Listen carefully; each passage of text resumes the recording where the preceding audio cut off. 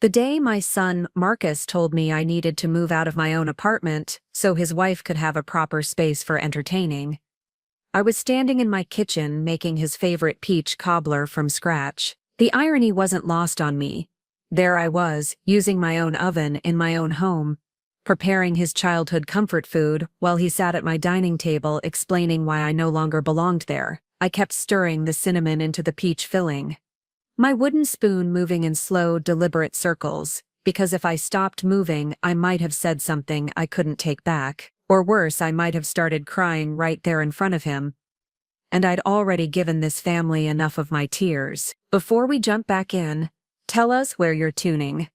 And if this story touches you, make sure you're subscribed, because tomorrow I've saved something extra special for you. The morning light streamed through the bay windows I'd saved 2 years to install, illuminating the dust motes dancing between us like tiny witnesses to this moment. Marcus shifted in his chair, the same mahogany chair I'd bought at an estate sale when he was 12, back when he still thought I hung the moon. His voice was matter-of-fact, almost gentle, as if he were discussing the weather rather than dismantling my entire world. "Mom, you have to understand. Vivian needs space to grow into her role as my wife. This apartment has all the character she's looking for, and honestly, it's wasted on just one person." He gestured around the living room where family photos covered every surface, where his baby shoes still sat in a shadow box on the mantel, where the walls held 43 years of memories I'd built one careful decision at a time. I am Norma Jean Watson, though most people just call me Norma, and until that Tuesday morning in October, I thought I understood my place in the world. I was the woman who raised a son alone after his father walked out when Marcus was barely walking himself. I was the one who worked double shifts at the textile factory to afford this rent-controlled apartment on Maple Street, the one with the built-in bookshelves and the clawfoot bathtub that I'd spent countless evenings soaking in after 16-hour days. I was the mother who never remarried because I poured all my love into making sure my boy had everything he needed, even when it meant I went without. The apartment had been our sanctuary for over 2 decades. It sits on the 3rd floor of a converted Victorian house, with windows that catch the morning sun just right, and hardwood floors that creak in all the familiar places. Every corner held a story. The kitchen where I taught Marcus to scramble eggs when he was 8, standing on a step stool and wearing an apron that dragged the floor. The living room where we built blanket forts during thunderstorms and where he later brought his first girlfriend to meet me, nervous and proud in equal measure. The 2nd bedroom that had been his until he left for college, then gradually transformed into my sewing room, my reading nook, my space to breathe. When Marcus graduated with his business degree and landed a position at a marketing firm downtown, I was proud enough to burst. When he met Vivian at some corporate networking event, I welcomed her like the daughter I'd never had. She was polished and articulate, with perfectly straight blonde hair and a wardrobe that probably cost more than I made in 6 months. I told myself the slight chill in her manner was just nervousness, that she'd warm up once she got to know me. I invited them for Sunday dinners, sent care packages when Marcus mentioned Vivian was stressed at work, even offered to help plan their wedding, though they ultimately chose something far more expensive and exclusive than anything I could have contributed to. The changes started small, so subtle I barely noticed them at first. Marcus began visiting less frequently, and when he did come by he seemed distracted, checking his phone constantly and cutting visits short.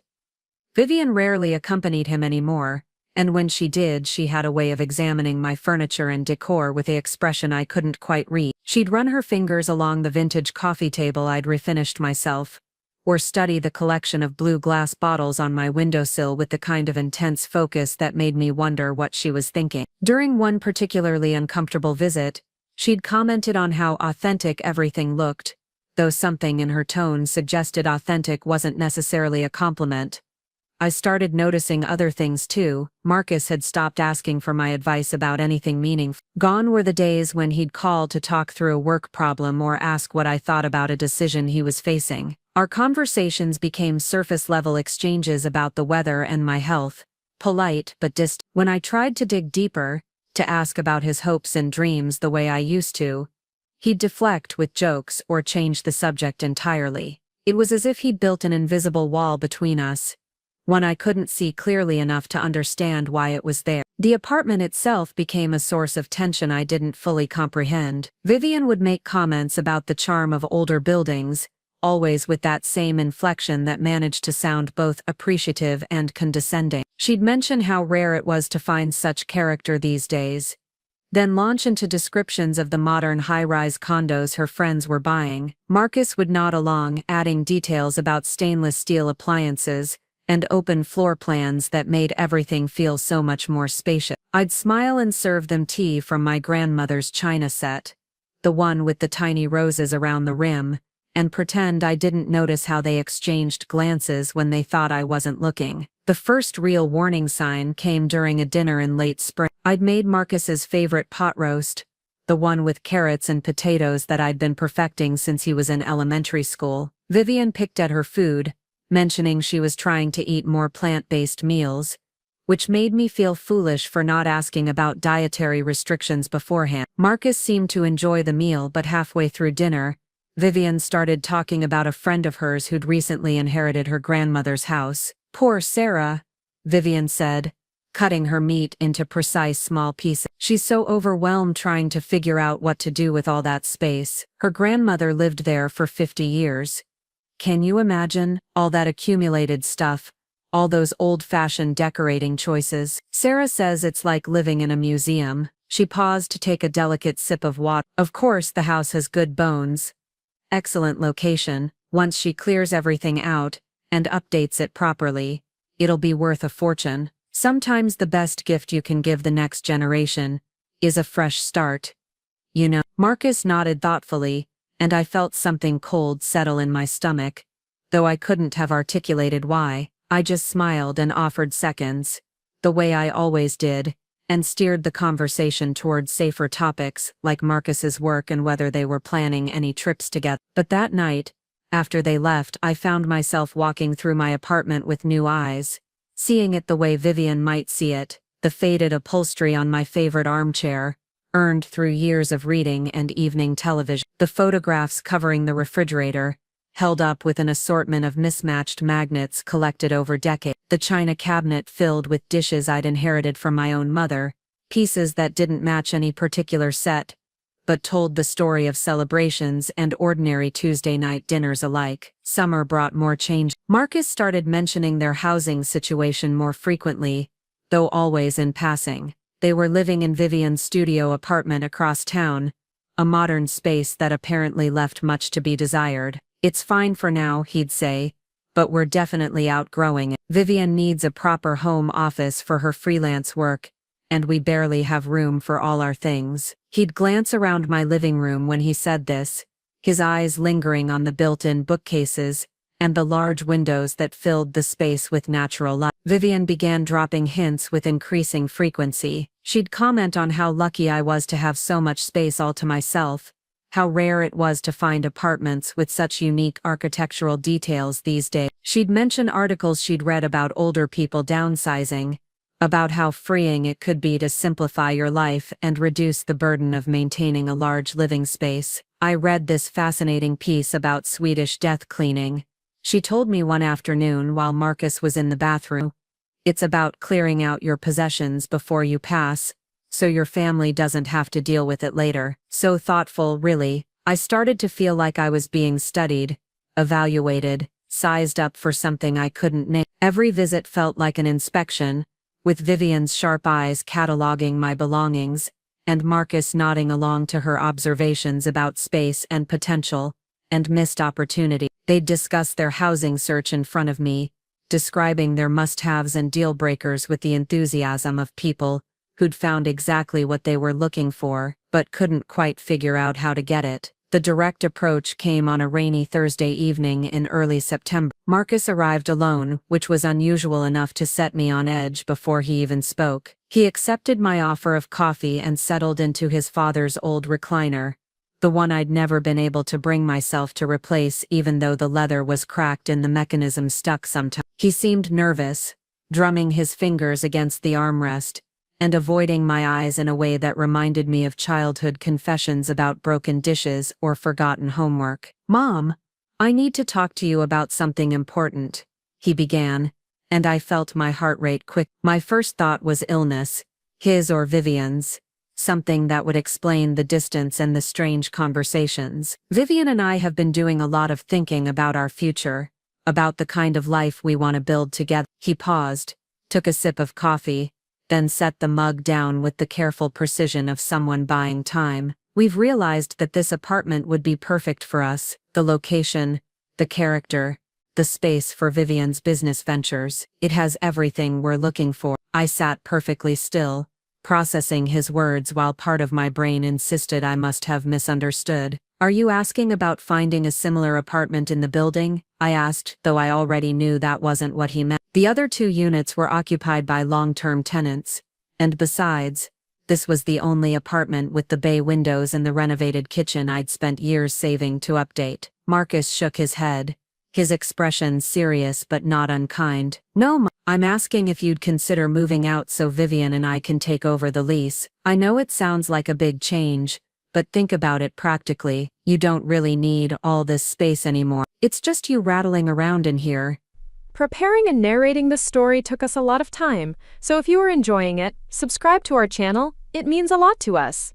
Now back to the story. And honestly, wouldn't it be easier to find something smaller, more manageable? Maybe one of those nice senior communities with activities and people your own age. The words hit me like a physical blow, though he delivered them in the same tone he might use to suggest a restaurant for dinner. I felt something fundamental shift inside me, a piece of my understanding about my place in his life sliding out of alignment. He was 53 years old, capable of finding and affording his own housing, and yet he was sitting in my living room, asking me to give up the home I'd worked decades to create so that he and his wife could have it instead. Marcus, I said slowly, this is my home. I've lived here for 22 years. I've put thousands of dollars and countless hours into making it what it is. I gestured toward the kitchen, where new cabinet hardware and a carefully chosen backsplash reflected my taste and my savings. Why would I leave? He leaned forward, his expression earnest in a way that somehow made everything worse. Because you love me, Mom.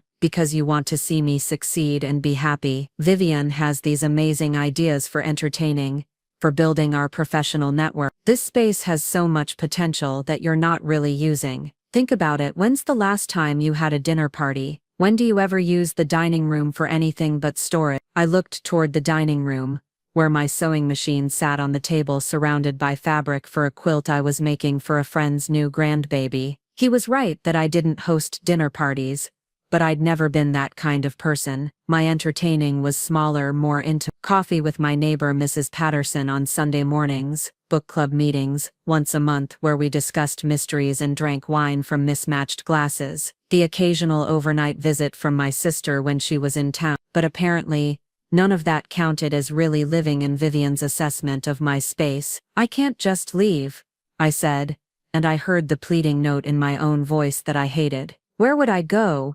How would I afford to move? This apartment is rent-controlled, Marcus. Do you have any idea what market rate would cost me? He waved his hand dismissively, and I felt another piece of my heart crack. We'd help you find something appropriate. There are lots of options these days for people in your situation. Maybe it's time to think about your next chapter.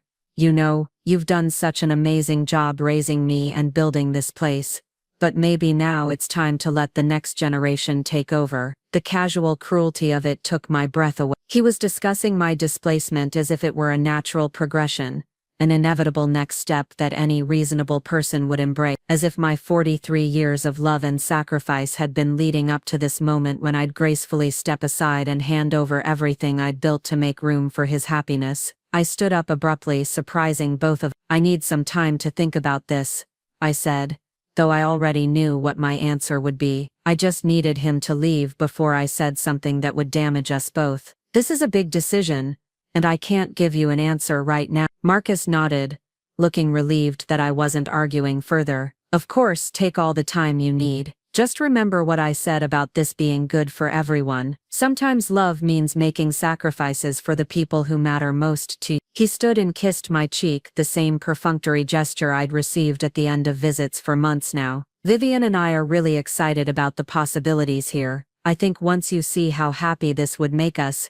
you'll realize it's the right thing to do. After he left, I sat in my kitchen until well past midnight, drinking tea that had long since gone cold and staring at the walls I'd painted 3 different colors over the years before settling on the warm yellow that made everything feel sunny, even on overcast days. I thought about all the conversations I'd had in this room, all the homework I'd supervised at this table, all the birthday cakes I'd baked in this oven. I thought about the night I'd brought Marcus home from the hospital with pneumonia when he was 7, how I'd set up a bed for him on the living room couch so I could monitor his breathing from the kitchen. I thought about the morning he'd called to tell me he'd gotten his first real job, how I'd danced around this very room in my pajamas and fuzzy slippers, so proud I could barely contain it. This apartment wasn't just where I lived, it was the foundation of everything I'd built since his father left us. It was proof that I could create a home and a life on my own terms, that I could provide stability and love and beauty even without a partner or a large income. Every improvement I'd made, every piece of furniture I'd carefully chosen or refinished,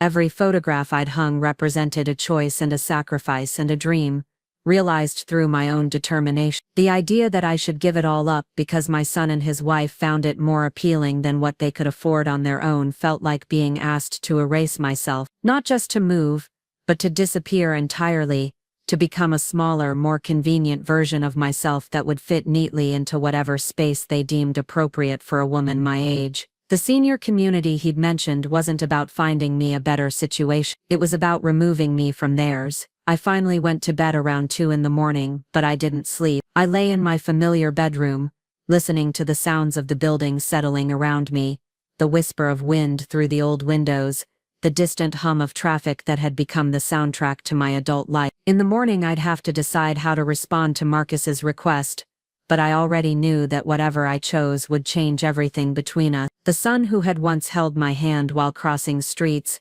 and told me I was the best mom in the world was asking me to make myself homeless for his convenience, and the woman who had sacrificed everything to give him the best life possible was finally understanding that love, for him, had become a one-way transaction. The next few days passed in a strange suspended state where everything looked the same but felt completely different. I went through my normal routines: morning coffee on the back porch, afternoon trips to the grocery store, evening television programs I'd watched for years, but it was as if I were viewing my life through glass, separated from my own experience by the knowledge that someone I loved considered it all expendable. Marcus called twice during that week, ostensibly to check on me, but really to gauge my reaction to his proposal. Both conversations were careful and strained, with him asking how I was processing everything, and me giving non-committal answers about needing more time. I could hear the impatience creeping into his voice, the assumption that any reasonable person would have agreed by now. On the second call he mentioned that Vivian had already started looking at furniture that would work well with the apartment's existing character, and I felt something cold and sharp settle permanently in my chest. I found myself cataloging my belongings with new eyes, not because I was planning to leave, but because I was trying to understand what Marcus and Vivian saw when they looked at my life. The china cabinet my mother had given me as a housewarming gift seemed suddenly shabby rather than sentimental. The photograph collages covering one wall of the hallway looked cluttered rather than cozy. Even my beloved bookshelves packed with mysteries and biographies and poetry collections, accumulated over decades, seemed like the hoarding of someone who couldn't let go of the past. But then I'd catch sight of something that anchored me back to the truth of what this place meant. The growth chart penciled on the inside of the pantry door, marking Marcus's height from age 6 to 6. The windowsill herb garden I'd tended for 8 years, providing fresh basil and rosemary for countless meals. The bathroom mirror I'd hung at the perfect height after years of stooping to see myself in the previous one. These weren't the accumulations of someone living in the past. They were evidence of a woman who had built a real life, one choice at a time, one improvement at a time, one act of love at a time. The breaking point came on a Sunday morning in mid-October. I was in my garden, such as it was, a collection of pots and window boxes on the back porch where I grew tomatoes and flowers and herbs. The autumn air was crisp but not yet cold, perfect for the kind of outdoor puttering that had always brought me peace. I was deadheading my marigolds when I heard voices from inside the apartment.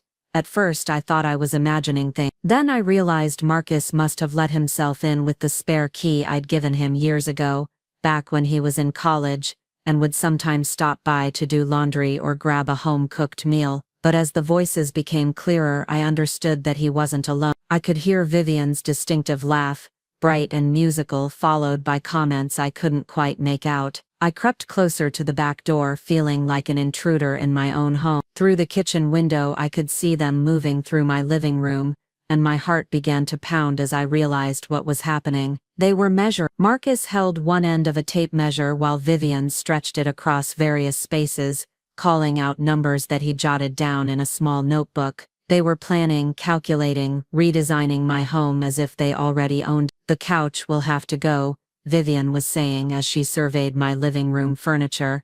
It's completely wrong for the space, but once we replace it with something more contemporary, open up this whole area, it'll be perfect for host. She gestured broadly, her hands sketching an invisible future where nothing I'd chosen remained. Marcus nodded, scribbling notes. What about the dining room? You mentioned wanting to turn that into your office. Exactly. That space is completely wasted as a formal dining room. Who does formal dining anymore? But as an office, with good lighting and maybe built-in shelving for my business files, it would be ideal. Vivian walked to the windows, testing how they opened, examining the hardware with the focused attention of someone planning renovation. I stood frozen on my own back porch, watching my life being dismantled and redesigned without my consent. They moved through my home with the confidence of people who had already made their decision, regardless of what I might say. Every comment about what would need to be changed or removed felt like a dismissal of not just my belongings, but my choices, my taste, my decades of creating a space that reflected who I was. The worst part was hearing the excitement in their voices. This wasn't a reluctant necessity for them. They were enjoying this, energized by the prospect of taking over my home and transforming it into something that suited them better. Vivian particularly seemed thrilled by what she called the possibilities, describing elaborate entertaining scenarios and business meetings she could host once the space was properly updated. Your mother's been here so long she probably doesn't even see the potential anymore, Vivian said, running her hand along my kitchen countertops. It's sweet, really, how attached older people get to familiar things. But once she's settled somewhere more appropriate, she'll probably wonder why she held on to all this space for so long. Marcus made a non-committal sound that might have been agreement. She'll come around, she just needs time to adjust to the idea. Mom's always been practical about these kinds of decisions, once she thinks them through. Practical, as if my reluctance to hand over my home was simply a failure to think clearly rather than a fundamental resistance to erasing my own life for their convenience. As if my attachment to the place I'd built from nothing was a quirky emotional barrier they just needed to help me overcome. I quietly slipped back into my apartment through the front door, making enough noise to announce my presence. When I walked into the living room, they both turned to me with expressions of guilty surprise, like children caught raiding a cookie jar. Hi Mom, Marcus said, too brightly. We were just in the neighborhood and thought we'd stop by. Hope that's okay. I looked at the tape measure still in his hand, at the notebook Vivian was trying to casually slide into her purse, at the way they were both standing just slightly too far apart, as if they'd been caught in the middle of something they couldn't explain. Of course it's okay, I said calmly. This is still my home. You're always welcome here. I emphasized the word still just enough to let them know I'd understood exactly what I'd witnessed. Vivian recovered first, her smile bright and practiced. Norma Jean, you have such a lovely space here. We were just admiring how well you've maintained everything over the years. Her tone was warm, but her eyes were calculating, already seeing past me to the changes she wanted to make. Thank you, I replied. I've put a lot of love into this place. It's been my sanctuary for over 2 decades. I settled into my favorite armchair, the one Marcus had just been measuring for replacement, and smiled at them both. Were you looking for anything in particular? They exchanged a glance, and I saw the moment they decided to be honest, or at least their version of honest. Actually, Mom, we were getting excited about the possibilities here, Marcus said, settling onto my couch with forced casualness. Vivian has some amazing ideas about how to maximize the space, really make it work for our lifestyle. We thought maybe seeing it through her eyes might help you understand why this could be such a great opportunity for all of us. I nodded slowly, keeping my expression neutral. I see. And what kinds of changes were you thinking about? Vivian's face lit up, and I realized this was the opening she'd been waiting for. Oh, there's so much potential here. The bones of the space are absolutely perfect, but with some strategic updates, it could be truly spectacular. Modern furniture that doesn't overwhelm the architectural details, better lighting, maybe some accent walls to create visual interest, and functionally, we could reconfigure things to be so much more efficient. She launched into an enthusiastic description of her vision, and I listened with growing amazement at how thoroughly she'd planned to erase my presence from my own home. The living room would be opened up with sleeker furniture arranged for better conversation flow. My dining room would become her office, with filing cabinets and a modern desk replacing the antique table where I'd served thousands of meals. Even my bedroom would be optimized with built-in storage and a color scheme that was more sophisticated than my current warm yellows and blues. As she spoke, I realized that this wasn't just about wanting my apartment, it was about wanting it without any trace of me,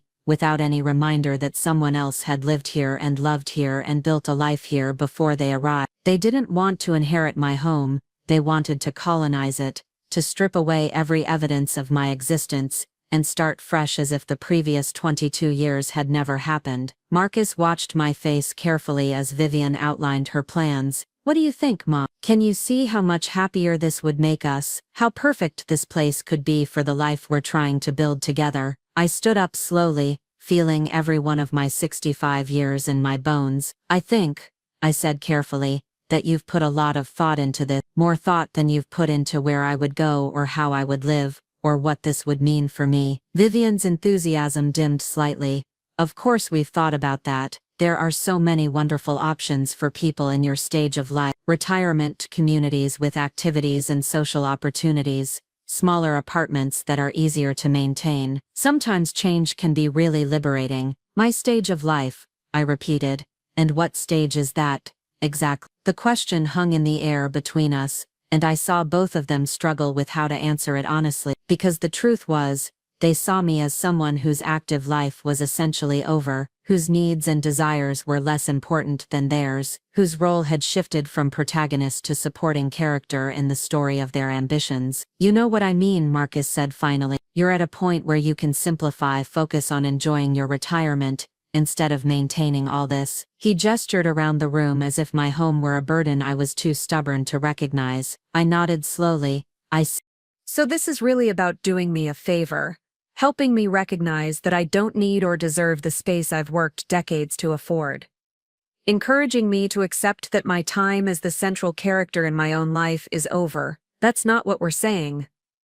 Vivian protested, but her voice lacked conviction. Isn't it? I asked. Because what I'm hearing is that you've decided my home would serve your purposes better than it serves mine. That your plans and dreams matter more than my security and comfort. That I should be grateful for the opportunity to make myself smaller so you can expand. Marcus shifted uncomfortably. Mom, that's not fair. We're not trying to hurt you, we're trying to find a solution that works for everyone. A solution that works for everyone. I repeated, except that your solution requires me to give up everything while you give up nothing. Your solution asks me to sacrifice my home, my stability, my independence so that you can have what you want without having to work for it, or wait for it, or earn it yourselves. The silence that followed was heavy with things none of us wanted to say out loud. I could see them both realizing that I wasn't going to be as easy to convince as they'd hoped, that my attachment to my own life was stronger than their sense of entitlement to it. Think about it, Mom, Marcus said finally, his voice taking on a harder edge. What's really best for everyone here? You rattling around in all this space you don't really use, or Vivian and I building something meaningful, creating a home where we can entertain and network and really make something of ourselves. And there it was, the assumption that had been lurking beneath every conversation, every hint, every measuring tape, that my life as I was living it didn't count as something meaningful. that my quiet contentment was less valuable than their social ambitions, that I was wasting what they could use better. I looked at my son, this man I'd raised with every ounce of love and determination I possessed, and saw someone I barely recognized. When had he become the kind of person who would sit in his mother's living room and explain why she deserved less? When had my love and sacrifice transformed into this sense of ownership over my choices, my space, my future? I need you both to leave now, I said quietly. They looked surprised, as if they'd expected me to continue debating the merits of their plan. Mom, Marcus started, but I held up my hand. No, I've heard enough for today.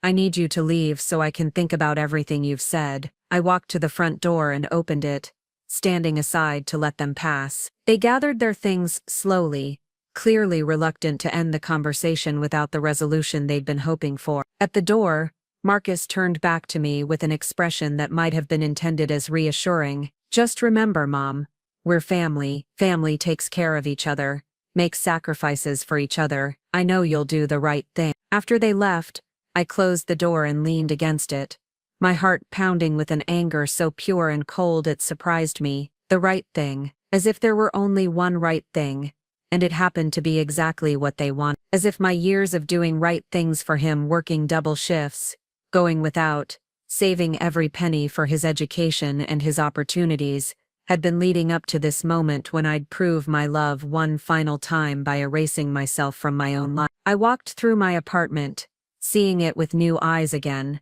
But this time I wasn't cataloging its flaws or imagining how others might judge it. I was remembering why I'd chosen each piece, why I'd arranged things the way I had, why this space worked for me exactly as it was. The dining room that Vivian wanted to convert to an office was where I'd hosted Marcus's birthday parties for 15 years, where I'd taught him to play chess on rainy afternoons, where I still ate my meals while reading books or working crossword puzzles. It wasn't a waste of space. It was the center of my daily life. The living room they wanted to open up with modern furniture was arranged for comfort, not display. Every sightline was chosen for my preferences, every piece of furniture positioned where I could use it easily. The photographs they found cluttered told the story of my life, my friendships, my achievements, my joy. They weren't decor to be updated. They were evidence that I had lived fully and loved deeply, and created a world that reflected my values. That night, I made a decision that surprised even me. I wasn't going to argue with Marcus and Vivian anymore. I wasn't going to explain why their request was unreasonable, or try to help them understand what they were asking of me. I was going to show them exactly what it meant to demand that someone give up their home for your convenience. I was going to give them what they'd asked for, but not in the way they expected. If they wanted to learn about sacrifice and family loyalty and doing the right thing, I was going to be an excellent teacher. And the first lesson was going to be about the difference between giving and taking, between love and entitlement, between family support and family exploitation. They thought they were asking me to make a simple transition, a practical adjustment, that any reasonable person would accept. What they were about to discover was that there are some lines you don't cross, some sacrifices you don't demand, and some prices that are too high to pay for anyone's happiness, even your own child's. The war was about to begin, but they didn't know it yet. And the first battle would be fought on terrain of my choosing, with weapons they'd never seen coming. The first thing I did the next morning was call my landlord, Mrs. Chen, a 70-year-old woman who owned the Victorian house I'd lived in for over 2 decades. She answered on the second ring, her voice warm with the familiarity of someone who'd collected my rent checks personally for years and always stopped to chat about her grandchildren, or my garden. Norma Jean, how lovely to hear from you. Is everything all right with the apartment? You never call unless something needs fixing. There was genuine concern in her voice, the kind that comes from knowing someone's patterns and rhythms well enough to notice when they shift. Actually, Miss Chen, I wanted to ask you about something rather unusual, I said, settling into my kitchen chair with a cup of coffee. What would happen if someone else wanted to take over my lease? Someone in my family, specifically. Would that be something you'd consider? There was a pause and I could almost hear her frowning through the phone. Well, that would depend on several factors. The lease is in your name, so technically you'd have to break it first, which would forfeit your security deposit and possibly incur penalties. Then the new tenant would have to apply and be approved, pay their own security deposit, and sign a new lease at current market rates. Why do you ask? Are you thinking of moving? My son has expressed interest in the apartment, I said carefully. I'm trying to understand what that would involve, financially and legally. Mrs. Chen was quiet for a long moment. Norma Jean, you know I've always been fond of you. You've been an ideal tenant, never late with rent, never caused problems, always maintained the place beautifully. But I have to tell you, if you moved out tomorrow, I'd have to rent that apartment for at least 3 times what you're currently paying. Maybe more. The market has changed dramatically since you moved in. My coffee suddenly tasted bitter. I'd known intellectually that my rent-controlled apartment was a rare find, but hearing the actual numbers made Marcus's request even more audacious. He wasn't just asking me to give up my home. He was asking me to hand over what amounted to a financial windfall that would cost him thousands of dollars more than I was paying. 3 times, I repeated. So if someone wanted to take over right now, they'd be looking at what kind of monthly payment? At least $4,500, probably closer to $5,000. These old Victorians with original details and this location, they're gold mines now. I've had people knock on my door asking if any units are coming available. She paused. Norma Jean, please tell me you're not being pressured to move, because if you are, you need to know your rights. A landlord can't force you out to raise the rent, and family members certainly have no legal claim to your housing. I assured her I was just gathering information, but her words stayed with me long after we hung up. $5,000 a month. Marcus made good money at his marketing firm, and Vivian had her freelance consulting business, but that kind of rent would stretch even their combined income significantly. No wonder they'd prefer to convince me to leave voluntarily rather than pay market rate for their own place. The second call I made was to my neighbor, Mrs. Patterson, an 82-year-old retired schoolteacher who lived in the apartment directly below mine. We'd developed a comfortable friendship over the years, bonding over our shared love of mystery novels and our mutual appreciation for quiet living. She was also one of the most observant people I'd ever known, with a teacher's instinct for noticing details others miss. Dolores, I said when she answered, do you have a few minutes to chat? I could use some advice from someone with perspective. Of course, dear. Come down whenever you like. I just put on a pot of tea, and I've got some of those lemon cookies you enjoy. Miss Patterson's apartment was a mirror image of mine, but decorated in warm browns and deep reds that reflected her more traditional taste. She settled me in her living room with tea and cookies, then fixed me with the kind of steady gaze that had probably kept countless 7th graders honest over the years. Now then, she said, what's troubling you? And don't try to pretend it's nothing. I've lived long enough to recognize the signs of someone wrestling with a difficult decision. I found myself telling her everything. Marcus's initial request, the measuring and planning session I'd witnessed, Vivian's detailed redesign schemes, and my growing realization that they saw me as an obstacle to their happiness, rather than a person with my own legitimate needs and desires. Mrs. Patterson listened without interruption, occasionally nodding or making small sounds of understanding. When I finished, she was quiet for several minutes, sipping her tea and studying my face with those sharp, intelligent eyes. Finally, she set down her cup and leaned forward slightly. Norma Jean, I'm going to tell you something that might sound harsh, but it comes from a place of caring. What your son is asking you to do isn't love. It's exploitation dressed up in family obligation. I've seen this pattern before, both in my teaching years and in my personal life. People who confuse taking with receiving, who mistake their parents' love for an unlimited resource they can withdraw from without ever making deposits. Her words hit me like a physical blow, not because they were cruel but because they were true. But he's my son, I said weakly. Everything I've done has been for him. How can I say no when he needs something from me? What he needs, Mrs. Patterson said firmly, is to learn that love doesn't mean taking everything someone is willing to give. What he needs is boundary. What he needs is to understand that your life and your security matter just as much as his wants. She reached over and patted my hand.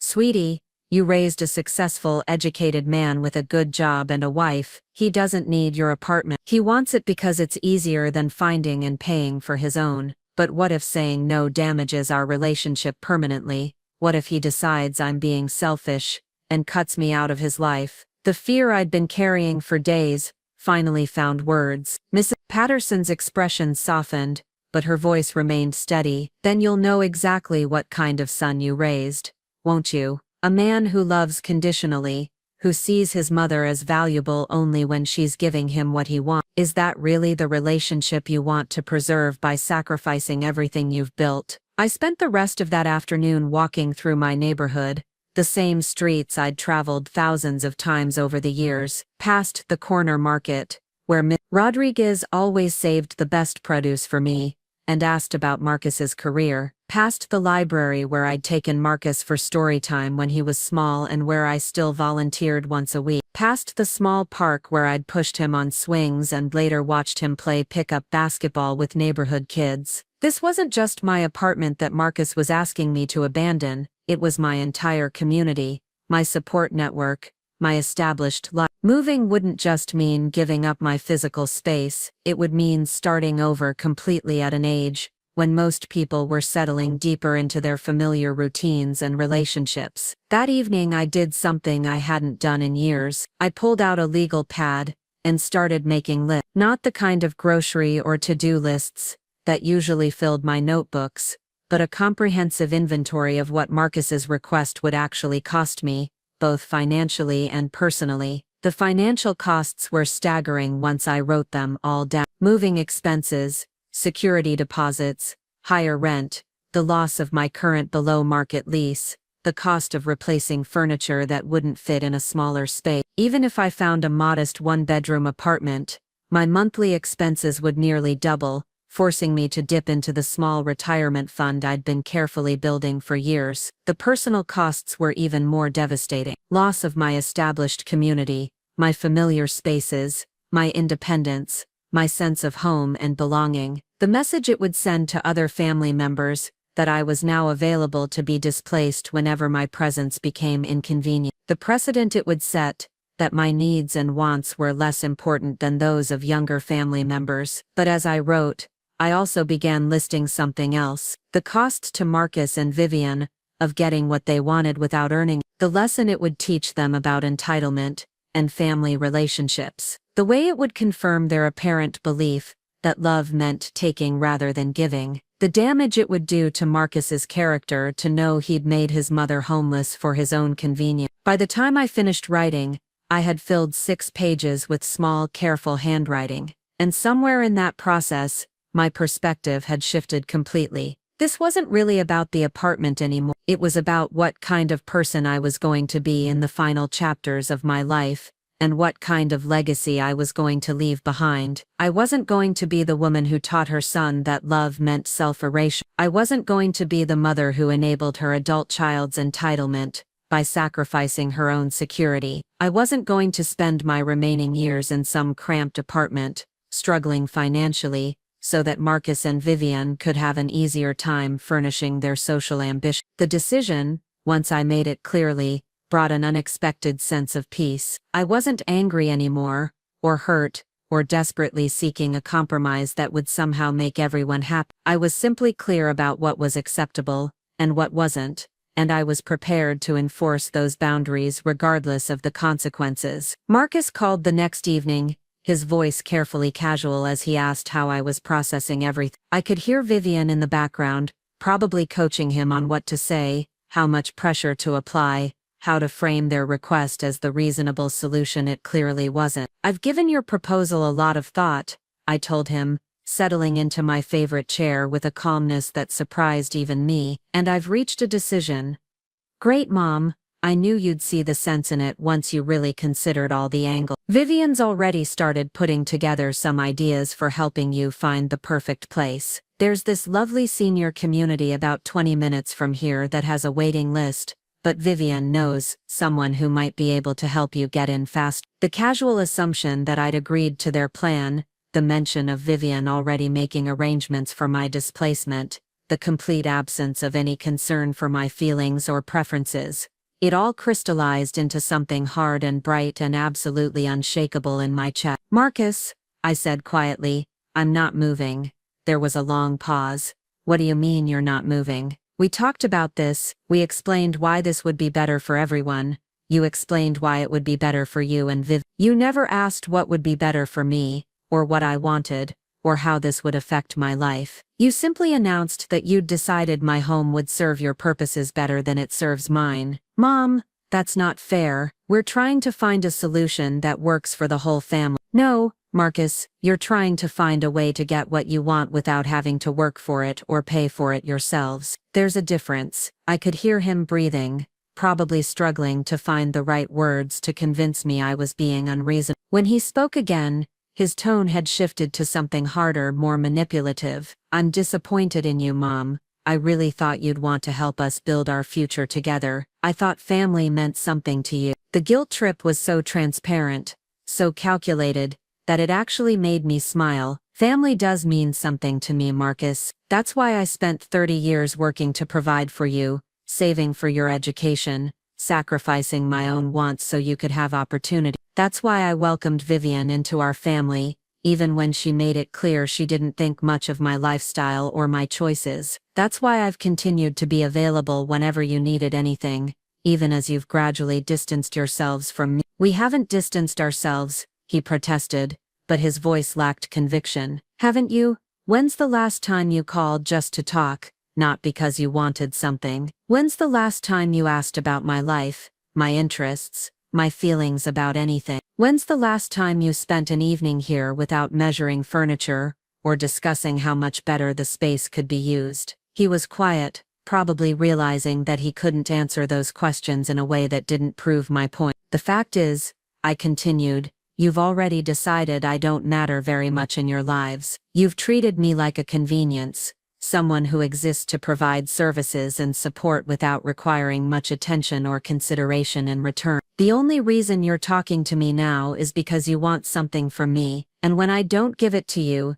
you're trying to make me feel guilty for putting my own needs first for once." "That's not true." Vivian's voice came through the phone, apparently close enough to hear our conversation. "We care about you. We just think you're being stubborn about something that could benefit everyone." I felt a flash of anger at her presumption, inserting herself into a conversation between my son and me, offering her opinion on my choices as if she had any right to judge them. "Vivian," I said calmly, "you've made it clear from the beginning that you consider my lifestyle and my belongings outdated and inappropriate. You've never shown any genuine interest in knowing me as a person, rather than as an obstacle to your decorating plan. You've never asked about my history, my interests, or my feelings about anything. So forgive me if I don't particularly value your opinion on what would benefit me." There was a shocked silence, and I realized I'd finally said what I should have said months ago. I'd finally refused to pretend that Vivian's polite dismissiveness was acceptable, that her thinly veiled condescension was something I needed to tolerate for the sake of family harmony. Marcus's voice when it came back was tight with an anger he was trying to control. "Mom, you're being completely unreasonable. We're trying to work with you here, but you're acting like we're asking for something terrible instead of offering you a chance to simplify your life. You're not offering me anything, Marcus. You're demanding that I give up my home so you can have it. There's nothing in this arrangement that benefits me in any way. I lose my security, my community, my independence, and my financial stability, so that you and Vivian can avoid paying market rent for the space you want." "We said we'd help you find something else," Vivian interjected. "You said you'd help me find something you consider appropriate for someone my age, something smaller, more isolated, more manageable, which is another way of saying less comfortable, less convenient, and less expensive, because it would be worth less. You want to trade down my living situation,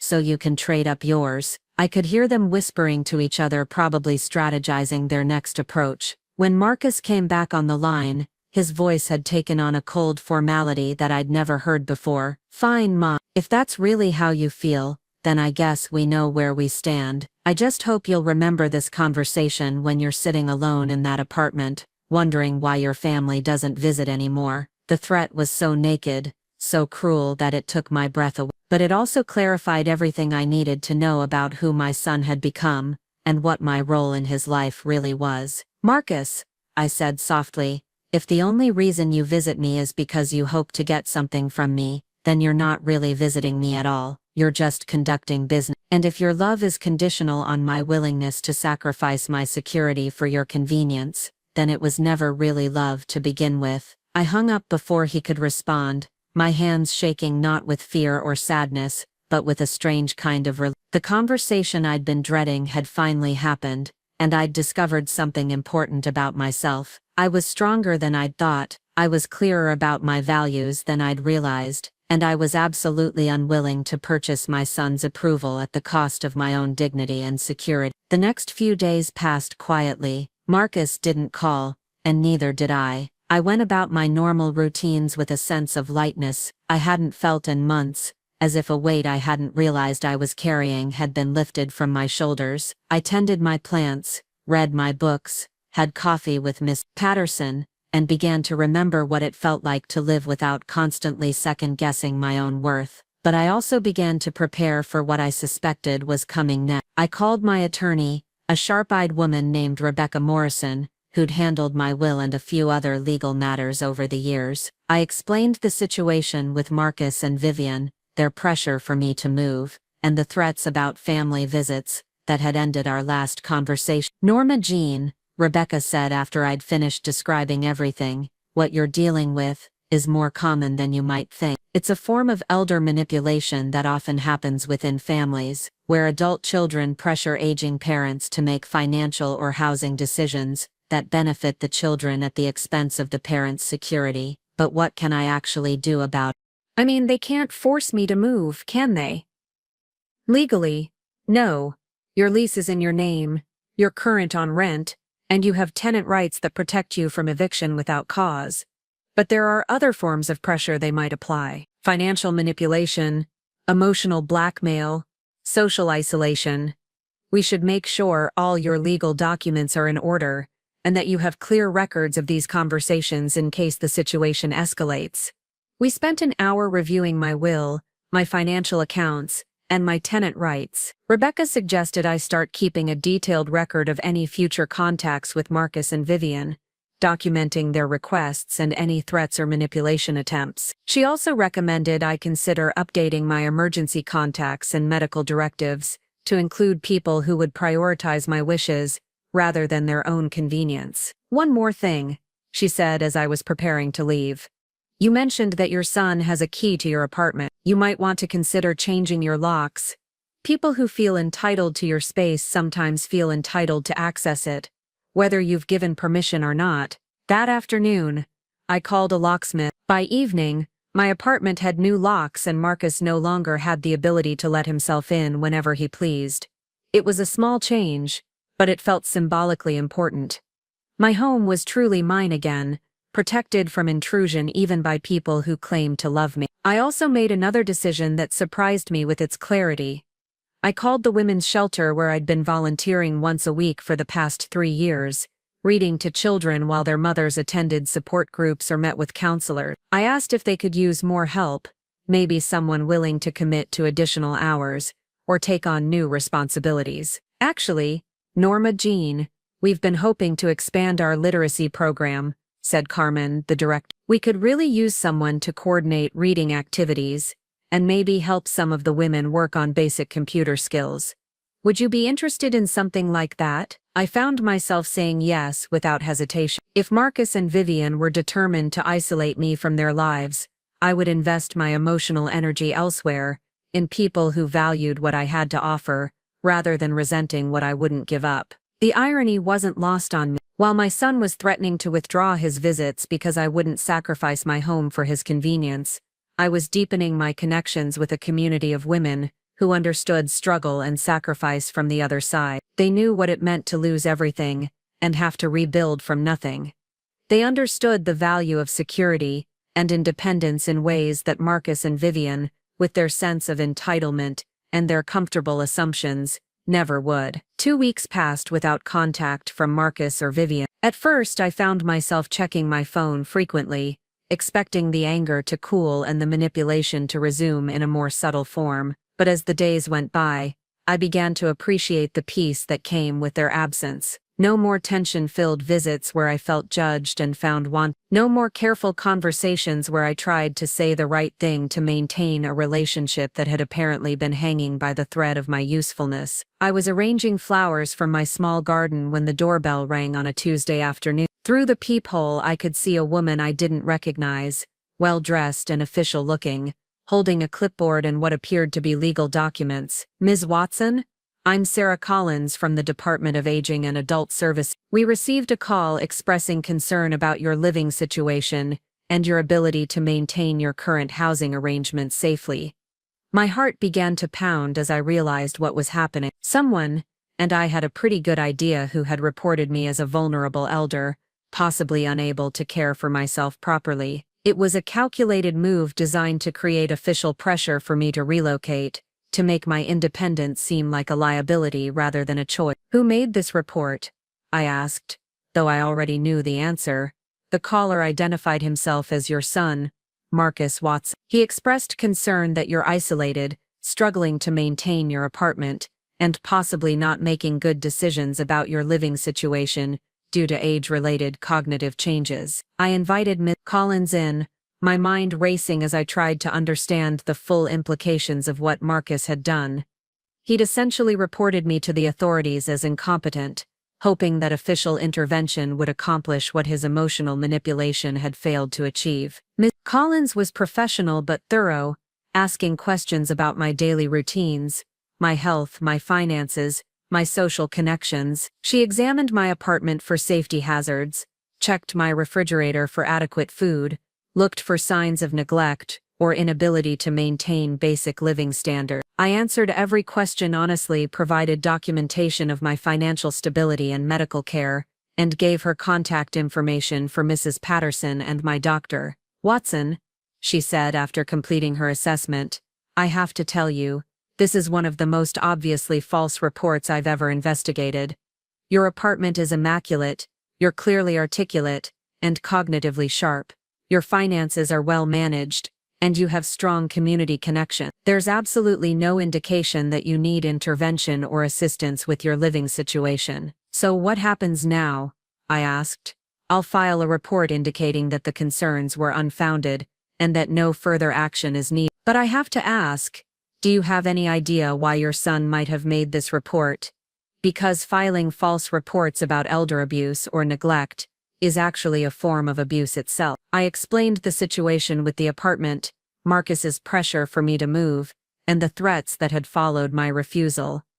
Miss Collins listened with growing concern, taking notes and asking clarifying questions. "Watson, what you're describing is a clear pattern of family financial abuse and manipulation. Your son is attempting to use official channels to pressure you into making housing decisions that benefit him at your expense. This is actually a crime in many jurisdictions." She left me with resources about elder rights and abuse prevention, as well as her direct contact information in case Marcus escalated his pressure campaign. But more importantly, she left me with official documentation that I was completely competent to make my own housing decisions, and that anyone attempting to override those decisions was engaging in elder abuse. That evening, I called Marcus for the first time since our last argument. When he answered, his voice was coldly polite, as if he were speaking to a stranger rather than his mother. "Hello, Marcus," I said calmly. "I had an interesting visit today from the Department of Aging and Adult Services. They were responding to a report you made, expressing concern about my ability to live independently." There was a long pause before he responded. "Mom, I was worried about you. You're not thinking clearly about your situation, and I thought maybe some professional input would help you see reason." "What I see clearly," I said, "is that when emotional manipulation didn't work, you decided to try official manipulation. You reported me as incompetent and unsafe, hoping that government intervention would force me to move out of my apartment." "That's not what I was trying to do," he protested, but his voice lacked conviction. "Marcus, the investigator told me that filing false reports about elder abuse is itself a form of elder abuse. You've now crossed a line from pressuring me to actively trying to harm me through official channel." "I'm not trying to harm you, I'm trying to help you make a good decision." No, you're trying to force me to make the decision you want by any means necessary. First emotional blackmail, then threats to cut off contact. Now false reports to government agencies. This isn't love, Marcus. This isn't family support.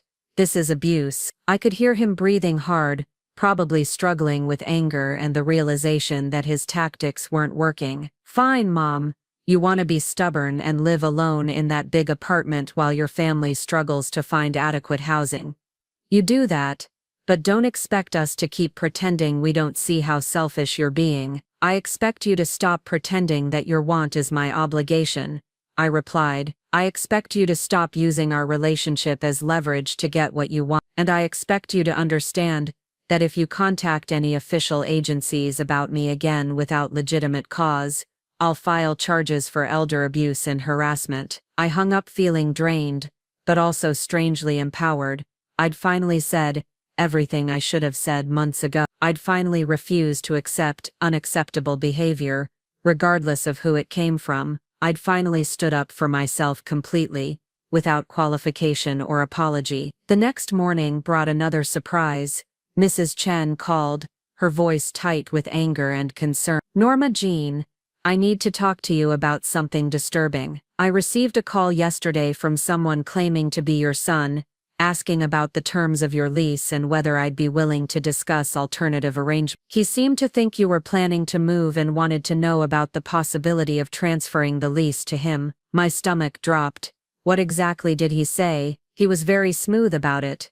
Very charming. Said you were thinking of downsizing but were worried about breaking the lease, and he wondered if I might consider allowing him to take over the rental agreement to help the family avoid financial penalty. He made it sound like this was something you wanted but were too embarrassed to ask about directly. The manipulative sophistication of it took my breath away. Marcus was now going around me entirely, trying to convince my landlord that I wanted to move but was too proud or confused to handle the arrangements myself. He was presenting himself as the helpful son managing his aging mother's affairs, when, in reality, he was attempting to steal my housing through deception. Mrs. Chen, I want to be absolutely clear. I have no intention of moving. I have not asked Marcus to make any arrangements on my behalf. Any communications he has with you about my lease or my housing situation are unauthorized and fraudulent. I thought as much, she said grimly. Something about his approach felt wrong, too eager, too presumptuous. I told him that any changes to the lease would have to be discussed directly with you,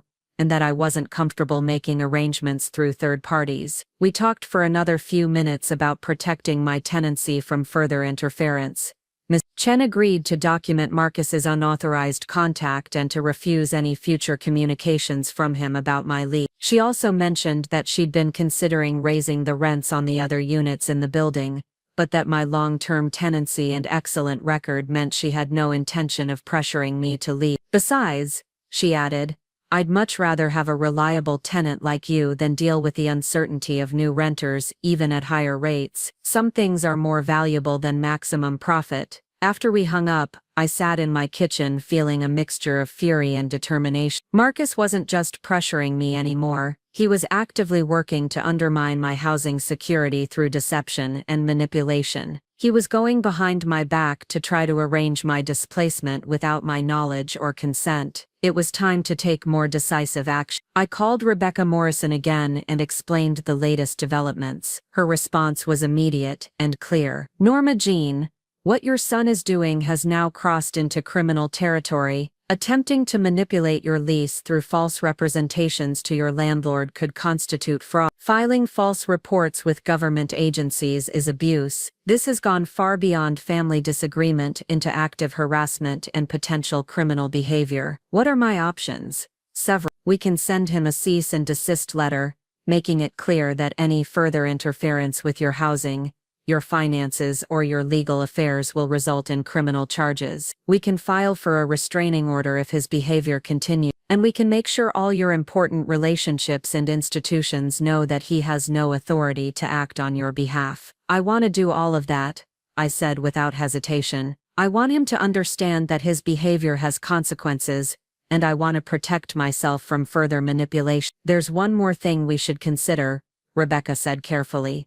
your will. If Marcus is willing to engage in this kind of behavior to get your apartment, he might have similar expectations about your other assets. You might want to review your estate planning to ensure it reflects your current feelings about his behavior and his character. I had left everything to Marcus in my original will, written years ago when I still believed he would always be the loving son who valued family above personal gain. But that man had apparently been replaced by someone willing to lie to government agencies and defraud landlords to get what he wanted from his mother. Let's schedule a time to review everything, I said. I think it's time I made some changes that reflect reality rather than hope. As I hung up the phone, I realized that Marcus's escalating behavior had actually done me a favor. It had forced me to stop making excuses for him, stop hoping he'd return to the son I thought I'd raised, stop sacrificing my own well-being for someone who clearly didn't value it. His actions had burned bridges I might have spent years trying to rebuild, freeing me to focus on protecting myself and building relationships with people who actually cared about my welfare. The war he'd started was about to get much more serious, but this time I was fighting back with weapons he'd never expected his quiet, accommodating mother to possess. Legal weapons, financial weapons, and most importantly, the weapon of absolute clarity about who he really was and what our relationship actually meant to him. He wanted my apartment badly enough to lie, manipulate, and abuse. Now he was going to learn what it cost to treat family that way. The cease and desist letter arrived at Marcus's office on a Thursday morning, delivered by a legal courier who required his signature. Rebecca had crafted it with surgical precision, documenting every instance of harassment, manipulation, and fraud attempt, while making it clear that any further interference with my housing or personal affairs would result in immediate criminal charges. I didn't call to warn him it was coming. I didn't soften the blow with explanations or apologies. I simply let him discover in the middle of his workday that his quiet, accommodating mother had transformed into someone with sharp legal teeth and the willingness to use them. The call came 3 hours later, his voice shaking with what sounded like equal parts rage and disbelief. "Mom, what the hell is this? A legal letter. You're threatening to have me arrested for trying to help you." "Marcus," I said calmly, "I'm documenting your attempts to file false reports about my competency, your unauthorized contacts with my landlord, and your ongoing campaign to pressure me into giving up my home through harassment and manipulation. That's not help, that's abuse. I can't believe you're doing this. I'm your son, I would never hurt you. You've already hurt me. You've lied to government agencies about my mental state. You've attempted to fraudulently arrange my housing without my consent. You've threatened to cut off family contact unless I comply with your demands. Those are all forms of harm, Marcus. The fact that you can't see that doesn't make them less real." There was a long silence before he spoke again, and when he did, his voice had taken on a wheedling, desperate quality that I'd never heard before. "Mom, please, let's just forget about all this legal stuff and talk like family. Vivian and I really need this apartment. We're drowning in rent costs, and our current place is so small we can barely breathe. We thought you'd understand. You know, we thought you'd want to help us get ahead in life." The manipulation was so transparent, so practiced, that I almost laughed. He was trying to reframe his attempted theft of my home as a favor I should be grateful to provide, an opportunity to demonstrate my love through self-sacrifice. "Marcus, you and Vivian are both college-educated adults with good jobs. If you can't afford the rent you want, you find a place you can afford. You don't steal your mother's housing and then call it family loyalty. We're not stealing anything. We're asking for help from someone who has more than she needs. I have exactly what I need, which is secure housing I can afford. You want more than you can afford, which is my apartment at my below-market rent. There's a difference between need and want, and there's a difference between family support and family exploitation." I could hear Vivian's voice in the background, probably coaching him on what to say next. When he came back on the line, his tone had shifted to something colder, more calculated. "Fine, Mom. If that's how you want to play this, then maybe it's time you understood some things about your situation. You're 65 years old, living alone in an apartment that's too big for you, with no one to help if something happened. Maybe having us close by would actually be good for you, not just for us. Are you threatening me, Marcus? I'm pointing out reality. What happens when you fall and can't get up? What happens when you start forgetting things, or can't manage your finances anymore? What happens when you really do need help and you've alienated the only family you have? The threat was clear enough: if I didn't voluntarily give up my independence now,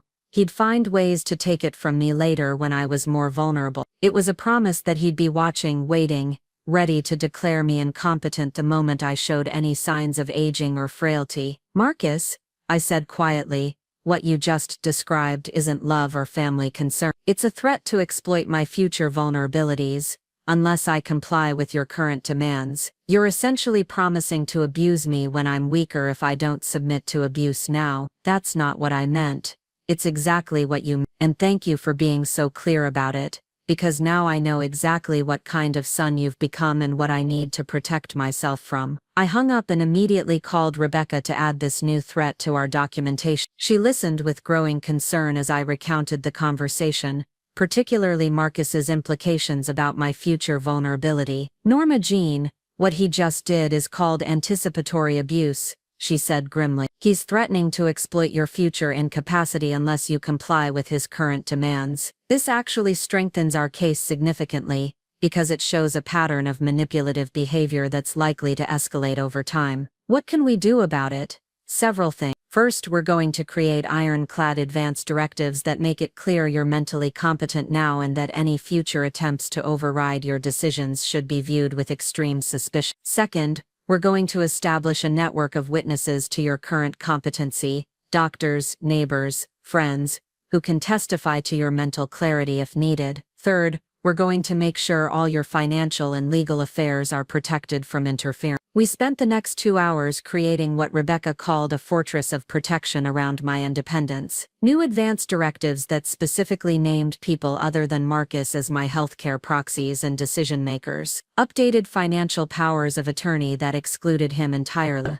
Detailed competency assessment from my doctor. Letters from Mrs. Patterson, my volunteer coordinator at the women's shelter, and my landlord, all attesting to my mental sharpness and independence. "The beauty of doing this now," Rebecca explained, "is that if he ever tries to challenge your competency in the future, we can point to this comprehensive documentation of your current mental state and your deliberate, well-reasoned decisions to exclude him from authority over your affair." That evening, I made a decision that surprised even me. I called my sister Janet, who lived in Colorado and whom I'd spoken to only sporadically over the past few years. We'd grown apart somewhat after our mother's death, not from any conflict but simply from the natural drift that sometimes happens between siblings leading separate lives. "Norma Jean, is everything all right? You never call this Janet's voice was warm but concerned, and I realized I'd never called her just to talk, only for holiday greetings or family news. I found myself telling her everything. Marcus's demands for my apartment,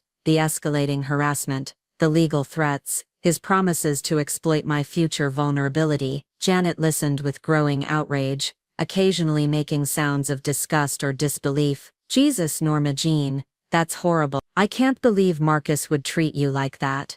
What kind of man tries to steal his mother's home?" "The kind of man I apparently raised," I said sadly. "No, you didn't raise that kind of man. You raised a decent kid, who somehow turned into an entitled adult. There's a difference." She paused, considering. "You know what, I'm coming to visit. I want to see this apartment they're so desperate to steal, and I want to remind Marcus that you have family who actually gives a damn about your welfare." Janet arrived the following weekend, renting a car at the airport and driving straight to my apartment with the kind of determined energy I remembered from our childhood. She was 3 years younger than me but had always been the fiercer one, the sister who never hesitated to fight back when someone tried to take advantage of either of us. She walked through my apartment with the eye of someone evaluating it honestly, rather than looking for flaws or opportunity. "This is beautiful, Norma Jean. You've created something really special here. Anyone who would ask you to give this up for their convenience is either crazy or incredibly selfish." Over dinner we talked about our childhood, our mother's final years, the choices we'd made as adults. Janet had never married, focusing instead on her career as a social worker and her network of close friendships. She'd always been more skeptical of traditional family obligations than I was, more willing to set boundaries with people who took advantage of relationship dynamics. "The thing is, she said over coffee and the apple pie I'd made that afternoon.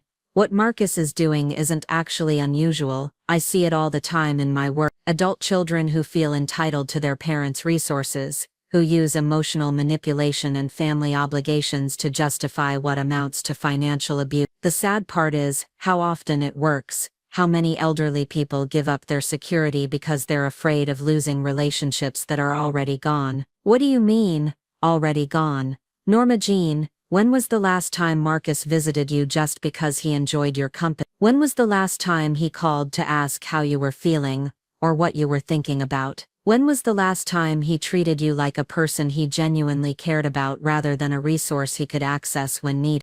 I tried to remember but couldn't come up with a single example from the past 2 years. Every contact had been transactional in some way, either asking for something or setting up situations where they could evaluate my living situation for their own purposes. He's already withdrawn his genuine affection and respect, Janet continued. He's already reduced your relationship to what you can provide rather than who you are. The threats about cutting off contact aren't really threats, because meaningful contact is already gone. He's just making explicit what's already true. The insight hit me like a physical blow, not because it was cruel but because it was accurate. I'd been fighting to preserve a relationship that had already ended, trying to meet demands designed to extract resources from me while giving nothing meaningful in return. So what do? You stop negotiating with someone who's already decided you don't matter. You stop trying to preserve a connection that exists only when he wants something. You start building relationships with people who value you for who you are, not what you can give them. Janet stayed for 5 days, and during that time I saw my life through different eyes. She accompanied me to my volunteer work at the women's shelter, where she watched me coordinate reading programs and help women practice computer skills. She met Mrs. Patterson and several other neighbors, all of whom clearly valued my friendship and company. She attended a book club meeting with me, where I was treated as an integral part of the group rather than a tolerated presence. You have a whole life here, she said on her last evening. A community, meaningful work, friendships, activities you enjoy. Why would you give all this up to become isolated and financially stressed so that Marcus can have easier access to real estate? He hasn't earned. She also met with Rebecca while she was in town, adding her voice to the growing documentation of my competency and the reasonableness of my decision. As Norma Jean's sister, she told the lawyer, I want it on record that I fully support her choices about her housing and her financial affairs. Any future attempts to override her decisions should be viewed as abuse rather than family concern. Before Janet left, she did something that surprised me. She called Marcus. Marcus, this is your Aunt Janet. I'm in town visiting your mother, and I wanted to talk to you about the situation with her apartment. I could only hear one side of the conversation, but Janet's responses told me everything I needed to know about Marcus's attitude. No, I don't think she's being unreasonable. I think you're being entitled. Marcus, she worked for decades to afford that apartment. Why should she give it up so you can avoid paying market rent? That's not family loyalty. That's family exploitation. Actually, I think she's making an excellent decision to protect her independence from someone who's trying to manipulate her into giving up her security. The conversation ended with Janet hanging up abruptly, her face flushed with anger. He's worse than I thought, she said. He actually tried to convince me that you're having cognitive problems, and that taking over your apartment would be doing you a favor. He seems to genuinely believe that wanting to keep your own home is evidence of mental decline. What did you tell him? I told him that trying to steal your mother's housing is evidence of moral decline, and that if he contacts any more government agencies or landlords about you, he'll be hearing from me as well as your lawyer. After Janet left, I felt stronger and clearer than I had in months. Her visit had reminded me that I wasn't actually isolated, that I had people in my life who valued me for who I was rather than what I could provide. It had also shown me how distorted my perspective had become from months of Marcus's manipulation. How I'd started to doubt my own judgment and question my right to make decisions about my own life. But Marcus wasn't finished. A few days after Janet's departure, I received a call from someone who identified herself as Vivian's mother, a woman named Patricia, whom I'd met only briefly at their wedding. Norma Jean, I hope you don't mind me calling, but Vivian has been so upset about this situation with the apartment, and I thought maybe we could find a way to work things out that would make everyone happy. I felt a familiar tightness in my chest, the reaction I'd learned to recognize as manipulation approaching. What kind of solution did you have in mind, Patricia? Well, I know you're attached to your current place, but have you considered that there might be some advantages to downsize? I have a friend who manages a lovely senior community just outside the city. Very social, lots of activities, much less maintenance responsibility. I could arrange for you to visit, see if it might actually be an improvement over your current situation. The approach was smoother than Marcus's direct demands, but the goal was identical.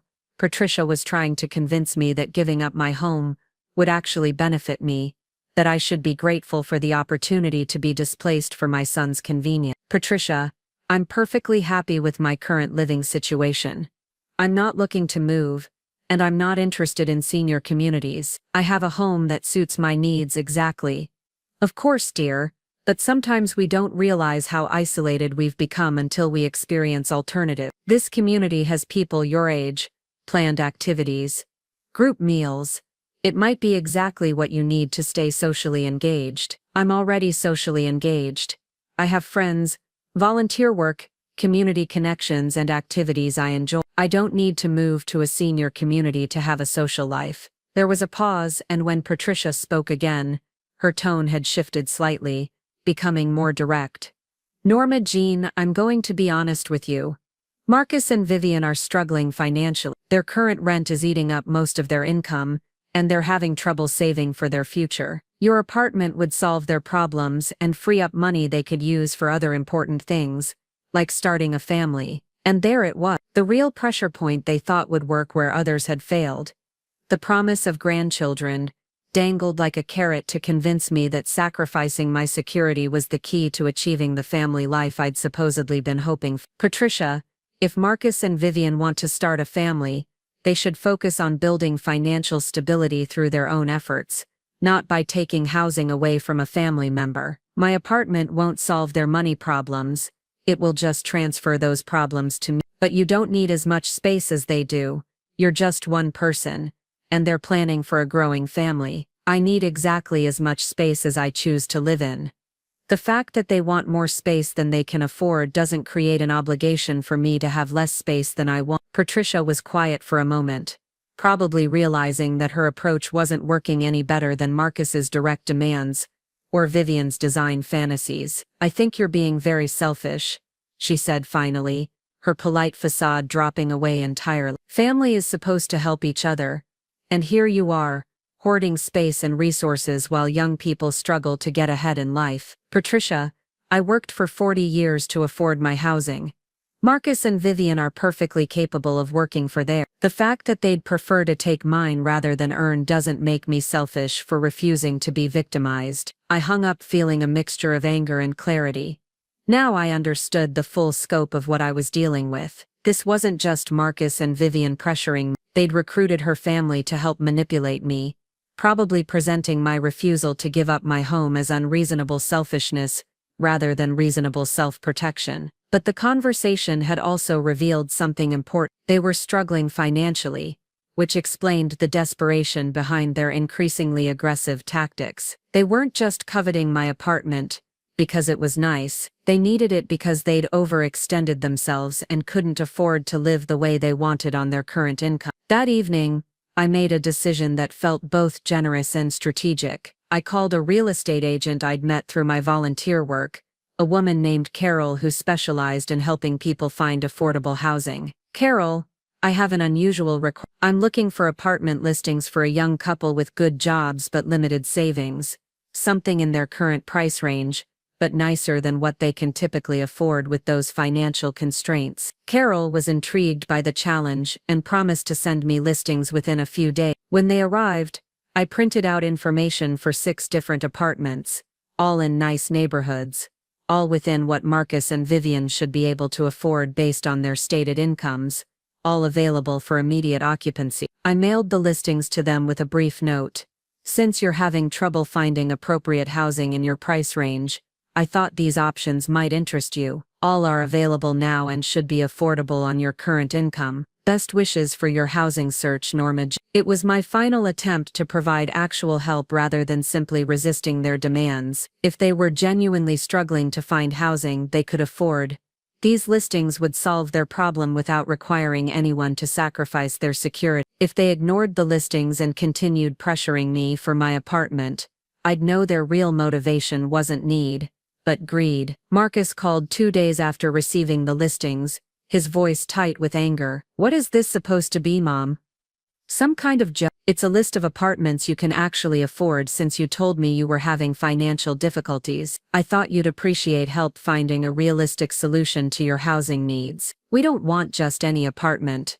We want character, architectural details, space for entertainment. These are all generic modern places with no personality. They're apartments you can afford without stealing housing from your mother. They're what normal people call solutions. We're not normal people, Mom. We have standards, expectations for our lifestyle. We need something that reflects who we are and where we're going in life. Then you need to earn enough money to afford those standards rather than expecting me to subsidize them with my housing. God, you're impossible. We offer you a chance to simplify your life, and you act like we're trying to rob you. We try to find compromise solutions, and you send us listings for apartments that are completely beneath what we need. The entitlement in his voice was breathtaking. He genuinely believed that his preferences and aspirations created obligations for me, that his desire for a certain lifestyle gave him the right to take my resources to achieve it. Marcus, what you need and what you want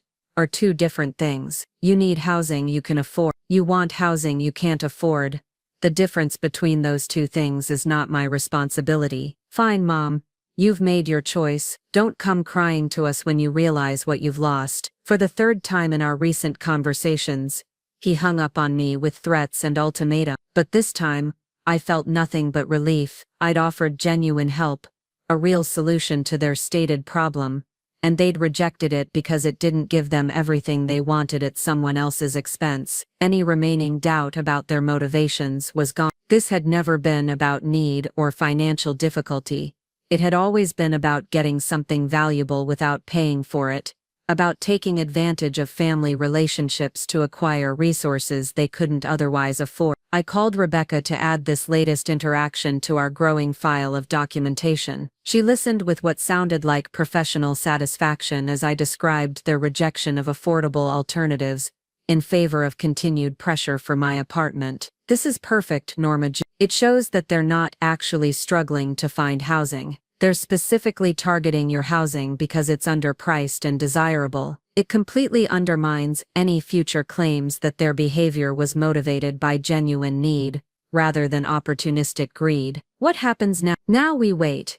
They've exhausted their obvious pressure tactics, and you've demonstrated that you're not going to be manipulated or intimidated. They have 3 choices: accept that they can't have your apartment, and find their own housing, escalate to more serious harassment that will result in criminal charges, or give up and move on with their lives. Which do you think they'll choose? Based on the pattern so far, I suspect they'll try one more major escalation before they accept defeat. People this entitled don't usually give up without a final attempt to get what they want through whatever means necessary. Rebecca was right, but when the final escalation came, it was more vicious and desperate than even I had expected, and it targeted the one part of my life I'd thought was completely protected from their interference. The attack came through my volunteer work at the women's shelter, where I'd been spending more and more time as my relationship with Marcus deteriorated. Carmen, the director, called me on a Thursday morning, her voice tight with concern and confusion. Norma Jean, I need to talk to you about something disturbing. We received a call yesterday from someone claiming to be your son, expressing concerns about your volunteer work here. My heart sank as I realized what Marcus had done. Unable to manipulate my housing situation, my finances, or my legal status, he'd turned his attention to undermining my volunteer work, one of the few sources of joy and purpose I'd found outside my relationship with him. What kind of concern? I asked, though I already knew the answer would be devastating. He claimed that you've been exhibiting signs of confusion and inappropriate behavior with our client. He said family members have noticed memory problems and poor judgment, and he was worried that you might not be safe to work with vulnerable women and children. The cruelty of it took my breath away. Marcus was now trying to destroy my relationships with people who depended on me, attacking my reputation in a community where trust and reliability were essential. He was willing to harm vulnerable women and children by depriving them of services, just to pressure me into giving up my apartment. Carmen, everything he told you is a lie. I'm not exhibiting confusion or memory problems. I'm not behaving inappropriately. He's harassing me because I won't give up my apartment for him and his wife, and now he's trying to isolate me from my volunteer work as another pressure tactic. I hoped that's what this was, Carmen said with relief, because honestly, we've seen no signs of any problems. You're one of our most reliable and effective volunteers, but I had to ask, because we have to take any reports about volunteer behavior serious. We talked for another 20 minutes, with Carmen documenting Marcus's false report and my explanation of his harassment campaign. She assured me that my volunteer status wasn't in jeopardy, but she also warned me that if he continued making false reports, it could create ongoing problems for both me and the organization. I spent the rest of that day in a fury so cold and focused it surprised me. Marcus had now attacked my housing, my independence, my legal status, my family relationships, and my community service. He'd tried to have me declared incompetent, to manipulate my lease, to isolate me from supportive family members, and now to destroy my reputation among people who relied on my help. The time for defensive measures was over. It was time to show Marcus exactly what it meant to cross lines that should never be crossed, to attack someone's entire life because they wouldn't give you what you wanted. I called Rebecca and explained the latest development. Her response was immediate and decisive. We're filing for a restraining order, and we're pursuing charges for harassment and filing false reports. He's now interfering with your employment and volunteer activities through fraudulent claims. This has become a systematic campaign of abuse that needs to be stopped through legal intervention. What will that involve?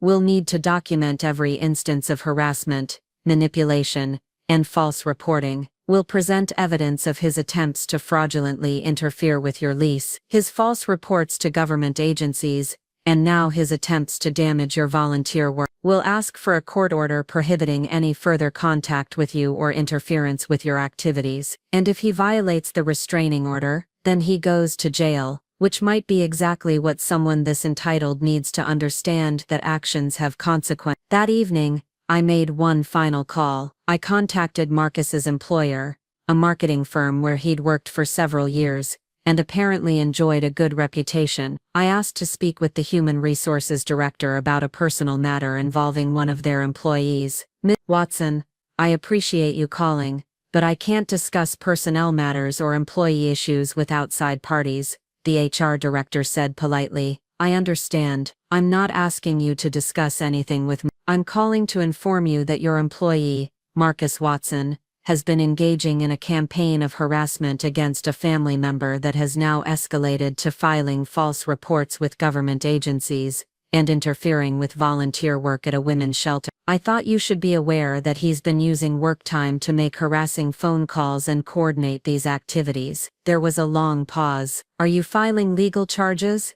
Yeah, my attorney is preparing a restraining order and pursuing criminal charges for harassment and filing false reports. I wanted you to know because some of this harassment has taken place during business hours, and because his behavior reflects poorly on your company's values. Thank you for bringing this to my attention. We'll look into the matter. I hung up feeling a strange mixture of satisfaction and sadness. I'd spent months trying to preserve my relationship with Marcus, trying to find ways to meet his demands without destroying myself, trying to believe that somewhere inside the man making these threats was the son I'd raised with love and sacrifice. But that son was gone, if he'd ever really existed. The person threatening to destroy my life unless I gave him my home was a stranger wearing my son's face, someone whose sense of entitlement had grown so large, it had consumed any genuine love or respect he might once have felt for me. Tomorrow Rebecca would file papers that would legally recognize what I'd already accepted emotionally. Marcus was no longer my family in any meaningful sense. He was my abuser, and like any abuse victim, I needed legal protection from someone who had shown he would stop at nothing to get what he wanted from me. The war was about to enter its final phase,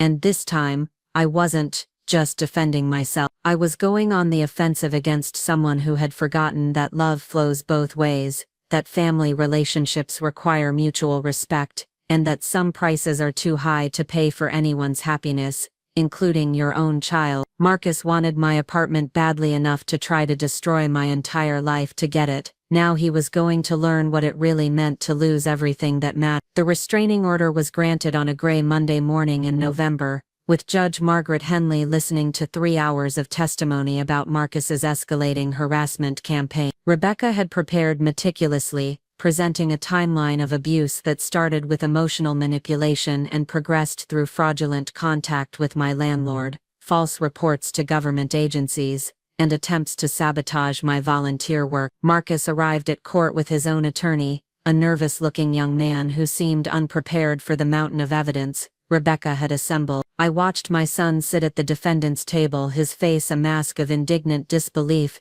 as if he couldn't quite comprehend how his reasonable requests for my apartment had led to a courtroom confrontation. When Judge Henley asked if he understood the charges against him, Marcus stood and addressed the court directly, despite his lawyer's obvious discomfort. "Your Honor, this is all a misunderstanding. I'm trying to help my elderly mother make good decisions about her living situation. She's become increasingly isolated and defensive, and I'm concerned that she's not thinking clearly about what's best for her future." Judge Henley studied him with the kind of steady gaze that had probably seen every form of manipulation attempted in family court. "Mr. Watson, according to the evidence presented, your mother has been evaluated by medical professionals, social workers, and legal counsel, all of whom have found her to be completely competent and mentally sharp. Your concerns about her decision-making seem to coincide remarkably with your desire to obtain her housing." Marcus's face flushed red.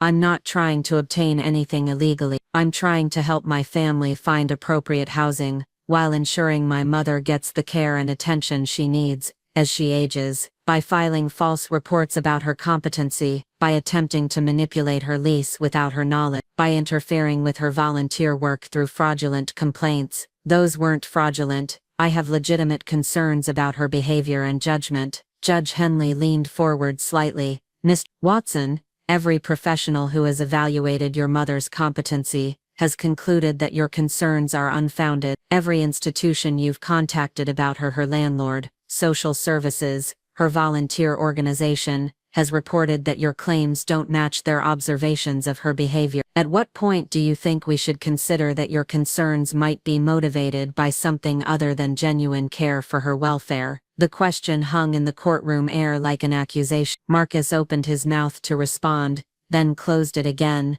probably realizing that any answer would further damage his credibility. Rebecca stood to present her final argument, and I felt a strange mixture of pride and sadness as she systematically dismantled any remaining pretense that Marcus's behavior had been motivated by family concern. "Your Honor, what we have here is a clear pattern of elder abuse disguised as family assistance. Mr. Watson has attempted to use every pressure tactic available to force his mother to give up her housing for his benefit. When emotional manipulation failed, he escalated to fraud. When fraud failed, he escalated to false reports. When false reports failed, he escalated to attempting to destroy her community relationships and volunteer work." She gestured toward the evidence folders stacked on our table. "At no point has Mr. Watson shown genuine concern for his mother's welfare. At no point has he accepted her clearly expressed wishes about her own life. At no point has he offered solutions that would benefit her rather than himself. This is not family concern. This is a systematic campaign of abuse designed to steal housing from an elderly woman,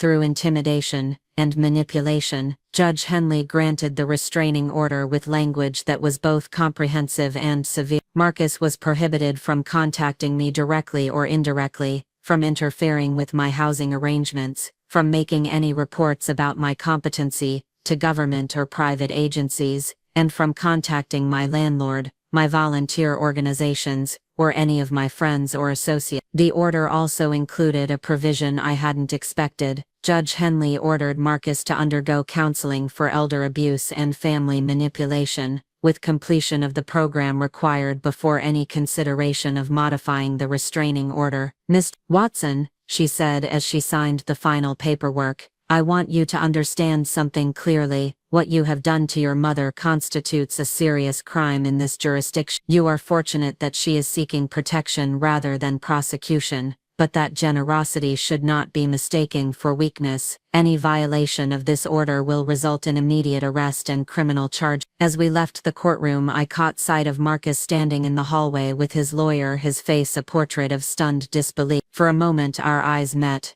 and I saw something there that might have been recognition, a glimpse of understanding about what he'd done and what it had cost both of us. But the moment passed, and when Vivian appeared at his side, his expression hardened back into the familiar mask of righteous indignation. I heard her voice as they walked away, already strategizing about appeals and alternative approaches, apparently still convinced that they were the victims in this situation. The immediate aftermath of the restraining order brought a peace I hadn't experienced in months. My phone stopped ringing with manipulation disguised as family concern. No more unexpected visits or attempts to measure my furniture. No more false reports to agencies or interference with my volunteer work. The constant state of vigilance I'd been living in gradually relaxed into something approaching normal life. But the emotional aftermath was more complicated. I found myself grieving, not just for the son I'd lost, but for the son I'd apparently never really had. The Marcus who sat in that courtroom, showing no remorse for his attempts to destroy my life,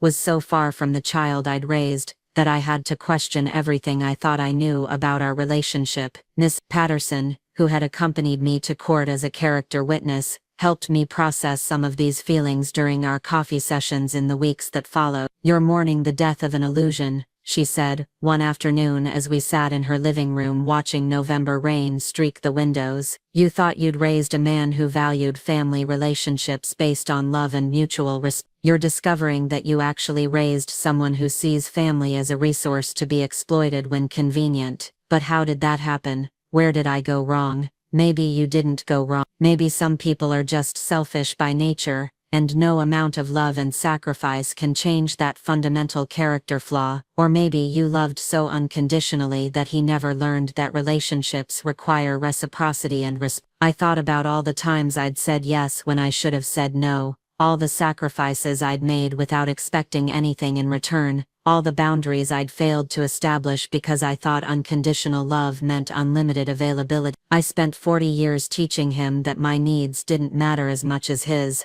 I said slowly. "Maybe the problem isn't that he changed. Maybe the problem is that he learned exactly what I taught him." The insight was painful but liberating. I'd created the dynamic that made Marcus feel entitled to my resources, that made him assume my role was to facilitate his happiness regardless of the cost to my own well-being. I'd taught him that love meant sacrifice, but only sacrifice flowing in one direction. Understanding this didn't make his behavior acceptable, but it did make it comprehensible. And more importantly, it helped me understand why rebuilding my life needed to focus on relationships based on mutual respect rather than one-sided giving. I threw myself into my volunteer work with renewed energy, finding deep satisfaction in relationships where my contributions were valued and reciprocated. The women at the shelter appreciated my help not because they felt entitled to it, but because they understood its value and expressed genuine gratitude. The children I read to brightened when they saw me not because they expected me to meet their every need, but because they enjoyed my company and attention. Carmen noticed the change in my engagement and offered me additional responsibilities, coordinating educational programs and helping women develop job skills. For the first time in years, I felt valued for my abilities and judgment, rather than simply for my willingness to give up what others wanted. "You seem different lately," she observed one afternoon, as we reviewed applications for a new computer literacy program. "More confident, more decisive. Whatever you've been going through, it seems to have made you stronger." I told her about the court case and the restraining order, about finally setting boundaries with someone who had been exploiting my love for years. She listened with the professional understanding of someone who'd seen many women struggle to escape abusive relationships. "It's interesting," she said. "We usually think of elder abuse as something that happens to weak or vulnerable people.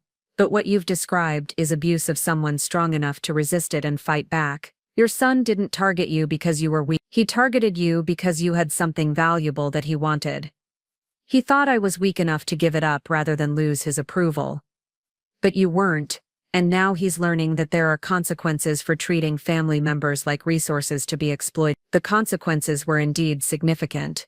Through my attorney, I learned that Marcus's employer had placed him on administrative leave pending an investigation of his workplace harassment activity. Apparently, several coworkers had come forward to report that he'd been making personal calls during work hours and using company resources to research my landlord and coordinate his manipulation campaign. Vivian, meanwhile, had been forced to find new freelance clients after word spread in her professional network about the harassment case. Several of her former clients, particularly those who worked in social services or elder care, had quietly distanced themselves from someone involved in elder abuse allegations. I felt no satisfaction in their professional difficulties, but I did feel a sense of just actions had consequences, and people who chose to abuse family members couldn't expect their behavior to remain private or without cost to their reputations and careers. More importantly, I was building a new life that didn't depend on anyone's approval or inclusion. I'd expanded my volunteer work,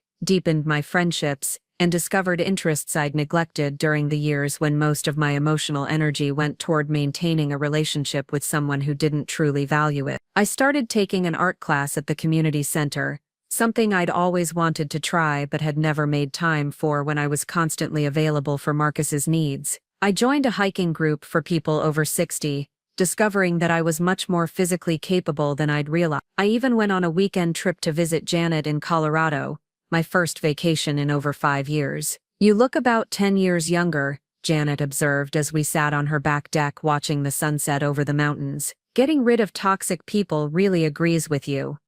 I feel young. I feel like myself again, instead of like someone's perpetually disappointed mother. What are you going to do about your will? Are you still leaving everything to Marcus? It was a question I'd been avoiding, though I knew it needed to be addressed. My current will still left my apartment, my savings and my personal belongings to someone who had tried to manipulate me out of them while I was alive. I think it's time to make some changes, I said. I want my estate to go to people and organizations that actually value what I've built. When I returned home, I made an appointment with Rebecca to revise my estate planning completely. We created a new will that reflected my current values and relationships rather than my outdated hopes about family loyalty. The majority of my estate now went to the women's shelter, with smaller bequests to Mrs. Patterson, Janet, and several other friends who had shown genuine care for my well-being. I left Marcus a single item, the photo album documenting his childhood, along with a letter explaining that I hoped someday he would remember what it felt like to love someone without expecting them to sacrifice everything for his happiness. It's a powerful statement,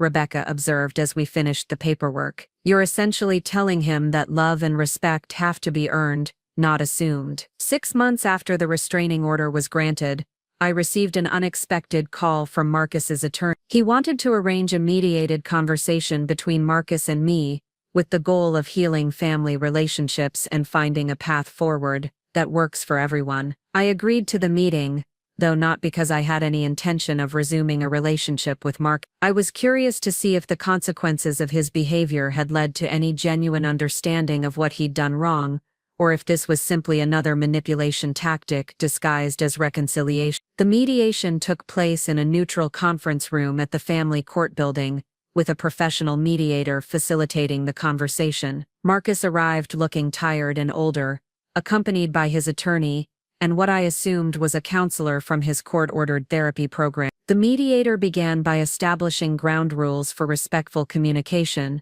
then asked Marcus if he had anything he wanted to say to me. He looked directly at me for the first time in months, and I could see something in his expression that might have been genuine remorse. Mom, I want to apologize for how I handled the situation with your apartment. I realize now that some of my approaches were inappropriate, and that I caused you significant distress. It was a careful, lawyer-coached apology that acknowledged wrongdoing without accepting full responsibility. I waited to see if he would say anything more substantive. The counseling has helped me understand that I was trying to control a situation that wasn't mine to control, and that I let my frustration override my respect for your autonomy and decision-making. Better, but still generic and therapeutic rather than personal. I decided to test whether this apparent insight went beyond learned phrases from therapy sessions. Marcus, do you understand why I couldn't give you my apartment? He considered the question carefully. I think I understand now that it wasn't just about the apartment. It was about your independence and your right to make your own choices about your life. And do you understand why your methods of trying to convince me were unacceptable? I crossed boundaries that I shouldn't have crossed. I involved third parties inappropriately and made false reports that damaged your reputation and caused you emotional harm. The words were right, but something about his delivery felt rehearsed rather than heartfelt. I decided to push deep. What would you do differently if you could go back and handle the situation again? I would accept your decision and focus on finding housing solutions that didn't require anyone else to sacrifice their security. Still the right words, but delivered with the mechanical precision of someone reciting learned responses, rather than expressing genuine understanding. The mediator asked if I had anything I wanted to say to Marcus. I'd spent weeks preparing for this possibility, and I knew exactly what needed to be said. Marcus, I appreciate that you've gone through counseling and learned to recognize that your behavior was inappropriate, but I need you to understand that the damage you did goes beyond the harassment and manipulation. You taught me that the son I thought I raised never really existed. His face tightened, and I saw a flash of the old defensiveness before he controlled. For 40 years I believed I had raised a man who valued family relationships based on love and mutual respect. I believed I had a son who would protect my welfare rather than exploit my vulnerability. I believed the sacrifices I made for you had created a bond that would endure through any difficulties. I paused, watching his face carefully for any sign of genuine emotion rather than therapeutic compliance. What I discovered is that you saw those sacrifices as establishing a debt rather than expressing love. You believed that my years of putting your needs first created an obligation for me to continue putting your needs first forever, even when doing so would destroy my own security and well-being. The mediator started to intervene, probably thinking my words were too harsh for productive dialogue, but I held up my hand to continue. The most painful part isn't what you did to try to get my apartment. It's what those actions revealed about how you've always seen our relationship. I was never really your mother to you. I was a resource, a service provider, someone whose value was measured by my willingness to give you what you wanted. Marcus opened his mouth to protest, but I wasn't finished. If this mediation is supposed to heal our relationship, then I need to know. Do you love me as a person, or do you love what I've been willing to provide for you? Because if it's the latter, then there's nothing to heal. There's just a transaction that I'm no longer willing to participate. The room was silent for a long moment. The mediator, the attorneys, even Marcus's counselor seemed to recognize that this was a moment of truth that couldn't be managed or mediated away. When Marcus finally spoke, his voice was quieter and less controlled than it had been during his prepared apology. I don't know how to answer that question, Mom. I've never really thought about the difference. It was the most honest thing he'd said since entering the room, and paradoxically, it gave me more hope than all his therapeutic language about boundaries and autonomy. Then that's what you need to figure out, I said gently. Because until you understand the difference between loving someone and using someone, any relationship we might rebuild would just be another version of the same dynamic that brought us here. I stood to leave, feeling emotionally drained but also strangely peaceful. I'd said what needed to be said, and I'd given Marcus the opportunity to demonstrate whether he'd genuinely changed or simply learned to disguise his manipulation in more socially acceptable language. If you ever figure out how to love someone without expecting them to sacrifice everything for your happiness, I said as I reached the door, you know where to find me. But I won't be waiting around for that to happen, and I won't be available for any more transactions disguised as family relationships. The mediator called after me,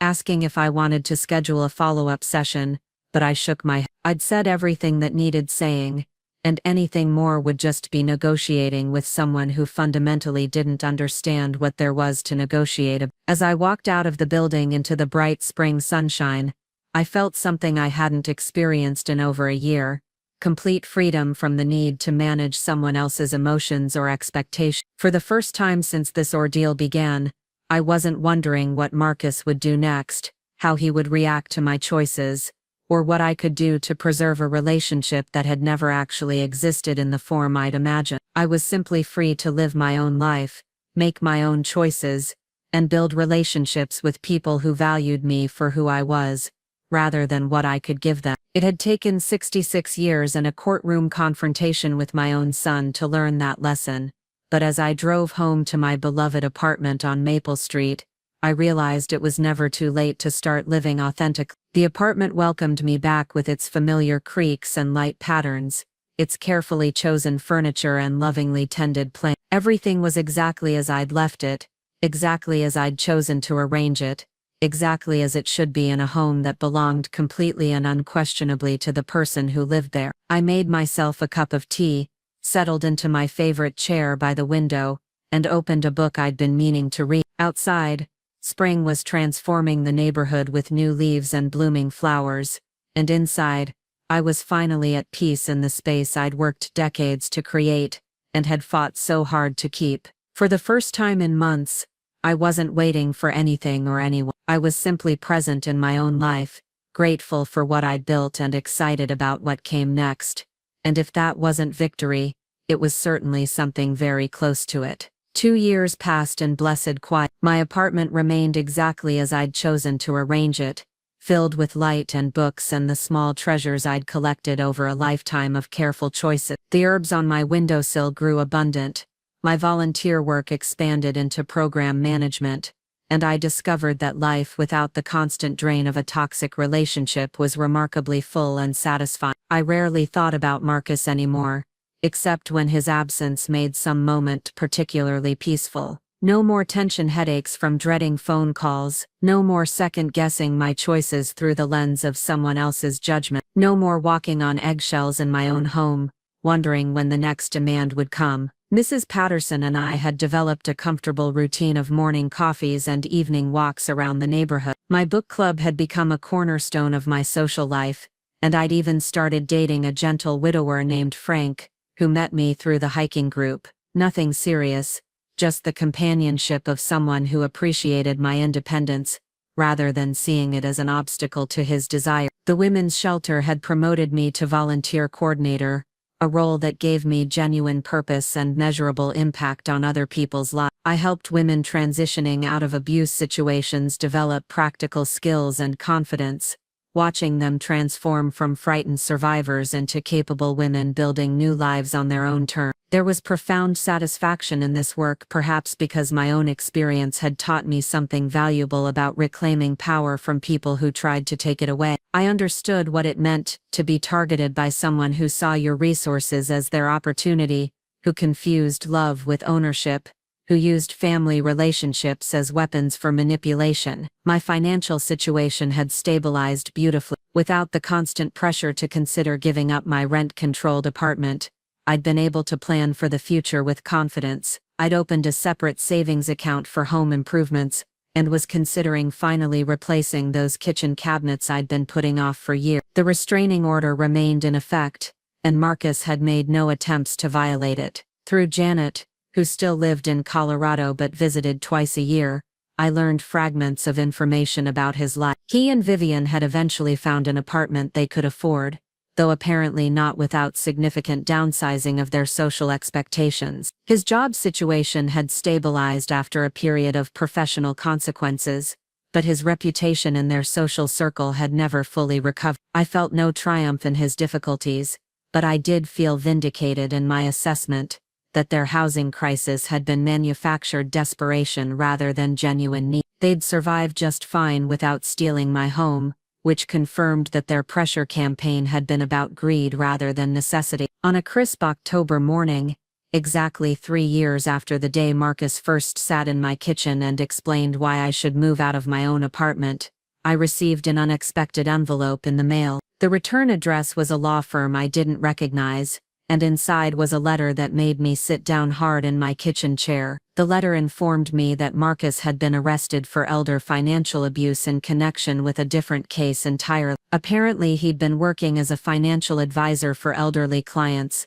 and had been systematically manipulating vulnerable seniors into making investment decisions that benefited him personally while depleting their retirement savings. The pattern was depressingly familiar: emotional manipulation disguised as family-style concern, pressure tactics presented as helpful guidance, financial exploitation justified as being in the victim's best interest. The same techniques he'd tried to use on me, refined and deployed against people who were genuinely vulnerable rather than simply related to him. The letter was from an attorney representing other victims who were building a class action lawsuit. They'd learned about my restraining order through court records and wanted to know if I'd be willing to testify about Marcus's methods and patterns of manipulation. I set the letter down and walked to my living room window, looking out at the street where I'd chosen to build my life, the neighborhood I'd refused to abandon when someone else decided it would serve their purposes better than mine. The irony was sharp and sad. Marcus had learned nothing from our confrontation except perhaps how to target more vulnerable victims, but there was also justice in the revelation. His fundamental character hadn't changed after our legal battle. He'd simply found new targets for the same exploitative instincts that had driven him to try to steal my home. Now he was facing consequences from the legal system rather than just from family relationships he'd already destroyed. I called the attorney that afternoon and agreed to participate in their case. My testimony would help establish a pattern of manipulative behavior that extended beyond financial fraud into family abuse. It would demonstrate that Marcus's actions weren't isolated mistakes,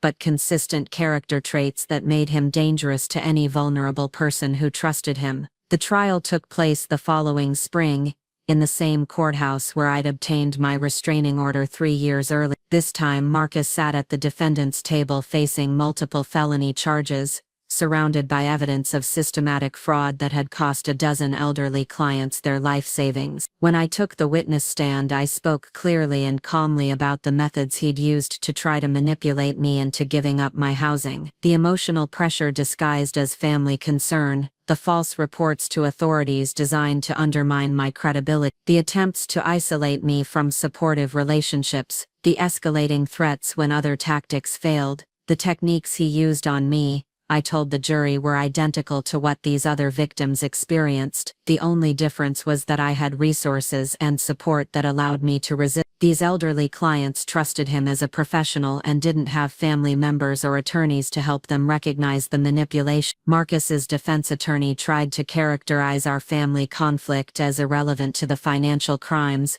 but the prosecutor effectively demonstrated that the pattern of exploitation was consistent across both personal and professional relationships. Someone willing to abuse his own mother for financial gain had simply expanded that willingness into criminal enterprise. The jury convicted Marcus on all counts. He was sentenced to 8 years in prison and ordered to pay full restitution to his victims, an amount that would bankrupt him completely even after his release. As I left the courthouse after the sentencing, I felt a complex mixture of emotion: sadness for the son I'd once loved, who had chosen a path that led inevitably to this destruction, relief that he could no longer harm vulnerable people who trusted him, and a deep sense of gratitude that I'd been strong enough to resist his initial attempts at manipulation, that I'd recognized the danger early enough to protect myself and potentially spare others by establishing his pattern of abuse in court records. Miss Patterson was waiting for me in the courthouse lobby, having insisted on accompanying me to provide moral support during my testimony. As we walked to her car, she asked how I was feeling about the verdict. Sad, I said honestly, but not surprised. Someone who would try to steal his mother's home was always going to find other victims eventually. At least now he can't hurt anyone else for a while. Do you think you'll ever forgive him? I considered the question as we drove through the city streets toward home. I think I already have forgiven him, in the sense that I'm not carrying anger about what he did to me anymore, but forgiveness doesn't mean forgetting what someone is capable of, or putting myself at risk by trusting them again. That evening, I sat in my apartment with a cup of tea and the local newspaper, which had covered the trial in detail. The article included quotes from several of Marcus's victims, elderly people who'd lost their retirement savings to someone they'd trusted as a professional advisor and friend. One woman, Mrs. Elena Rodriguez, was quoted as saying, "He seemed so caring at first, so concerned about my financial security. He said his own mother had faced similar challenges with managing her affairs as she aged, and he wanted to make sure I didn't go through the same difficulty. I trusted him because he talked about family and protecting the people you love. The irony was devastating. Marcus had used his supposed concern for my welfare as a selling point to convince other elderly clients to trust him with their finances. He'd turned his abuse of me into a marketing tool for abusing others, claiming expertise in elder care while systematically stealing from the people who believed his lies. But reading about his victims also reinforced my understanding of why I'd been able to resist when others could. I'd had advantages many elderly people lack: a supportive family member in Janet, a trustworthy attorney in Rebecca, friends like Mrs. Patterson, who recognized manipulation when they saw it. I'd also had the financial stability of my rent-controlled apartment, which meant I wasn't desperate enough to consider dangerous alternatives. Most importantly, I'd had experience with Marcus's character that allowed me to recognize when his behavior shifted from annoying to dangerous. These other victims had only seen his public persona, the charming professional who seemed genuinely concerned about their welfare. The newspaper article included information about resources for elderly people who suspected they were being financially exploited, and I clipped it to take to my volunteer work at the women's shelter. Many of the women we served had elderly family members who might be vulnerable to similar schemes. 6 months after Marcus's conviction, I received a letter from him in prison. The envelope had been opened and presumably read by prison officials, and the letter itself was brief and carefully worded. "Dear Mom, I hope this letter finds you well. I've had a lot of time to think about my choices and their consequences. I understand now that I hurt you badly, and that I hurt other people who trusted me. I don't expect forgiveness, but I wanted you to know that I finally understand the difference between loving someone and using someone. I know it's too late to rebuild our relationship, but I hope someday you'll believe that I genuinely regret the pain I caused you. Marcus." I read the letter twice,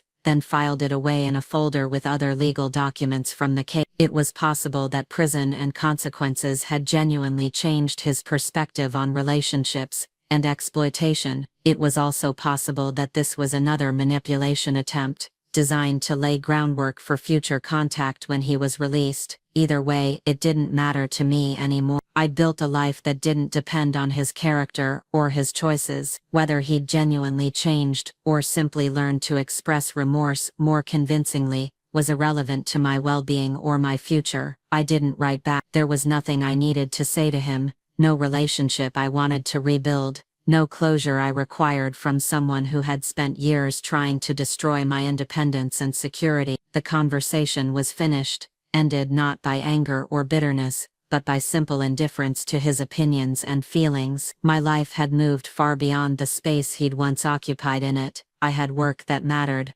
relationships that nourished me, and a home that reflected my choices and values. I had financial security, emotional stability, and the deep satisfaction that comes from surviving someone's attempt to diminish you and emerging stronger than before. On the 4th anniversary of the day Marcus first demanded my apartment, I threw a small celebration party. Miss Patterson brought her famous lemon cookies, Frank grilled hamburgers on my tiny back porch, and Janet flew in from Colorado to join several friends from my book club and volunteer work. We sat in my living room, the space that Marcus and Vivian had once measured for replacement furniture, and I looked around at people who valued me for who I was, rather than what I could provide for them. These were relationships based on mutual respect and genuine affection, built slowly through shared interests and reciprocal care. "You know what's funny?" Janet said as we cleaned up after dinner. "Marcus spent so much energy trying to take your apartment away from you,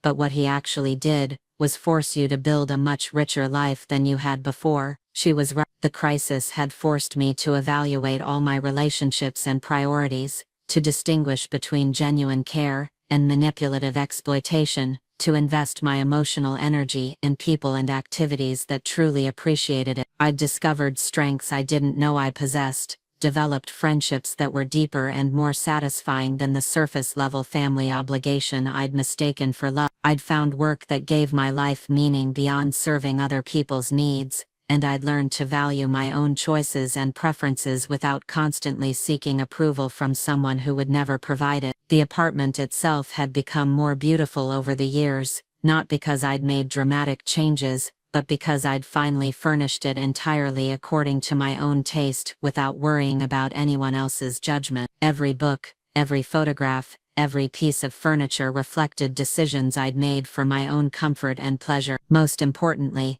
I'd learned that security, financial, emotional, and physical, was something worth protecting from anyone who tried to take it away, regardless of their relationship to me or their reasons for wanting it. Love didn't require self-sacrifice to the point of self-destruction. Family relationships weren't automatically more valuable than other connections, simply because of shared genetics. As I locked my door that night and turned off the lights in my peaceful, secure apartment, I felt profound gratitude for the crisis that had forced me to learn these lessons. Marcus had intended to diminish my life, to reduce my choices and independence for his own benefit. Instead, he'd forced me to expand both my understanding of my own worth and my willingness to protect it. The last thing I did before going to bed was water the plants on my windowsill, the same herbs I'd been tending for years in the kitchen that had never belonged to anyone but me. They'd grown strong and abundant, thriving in the light and care I provided,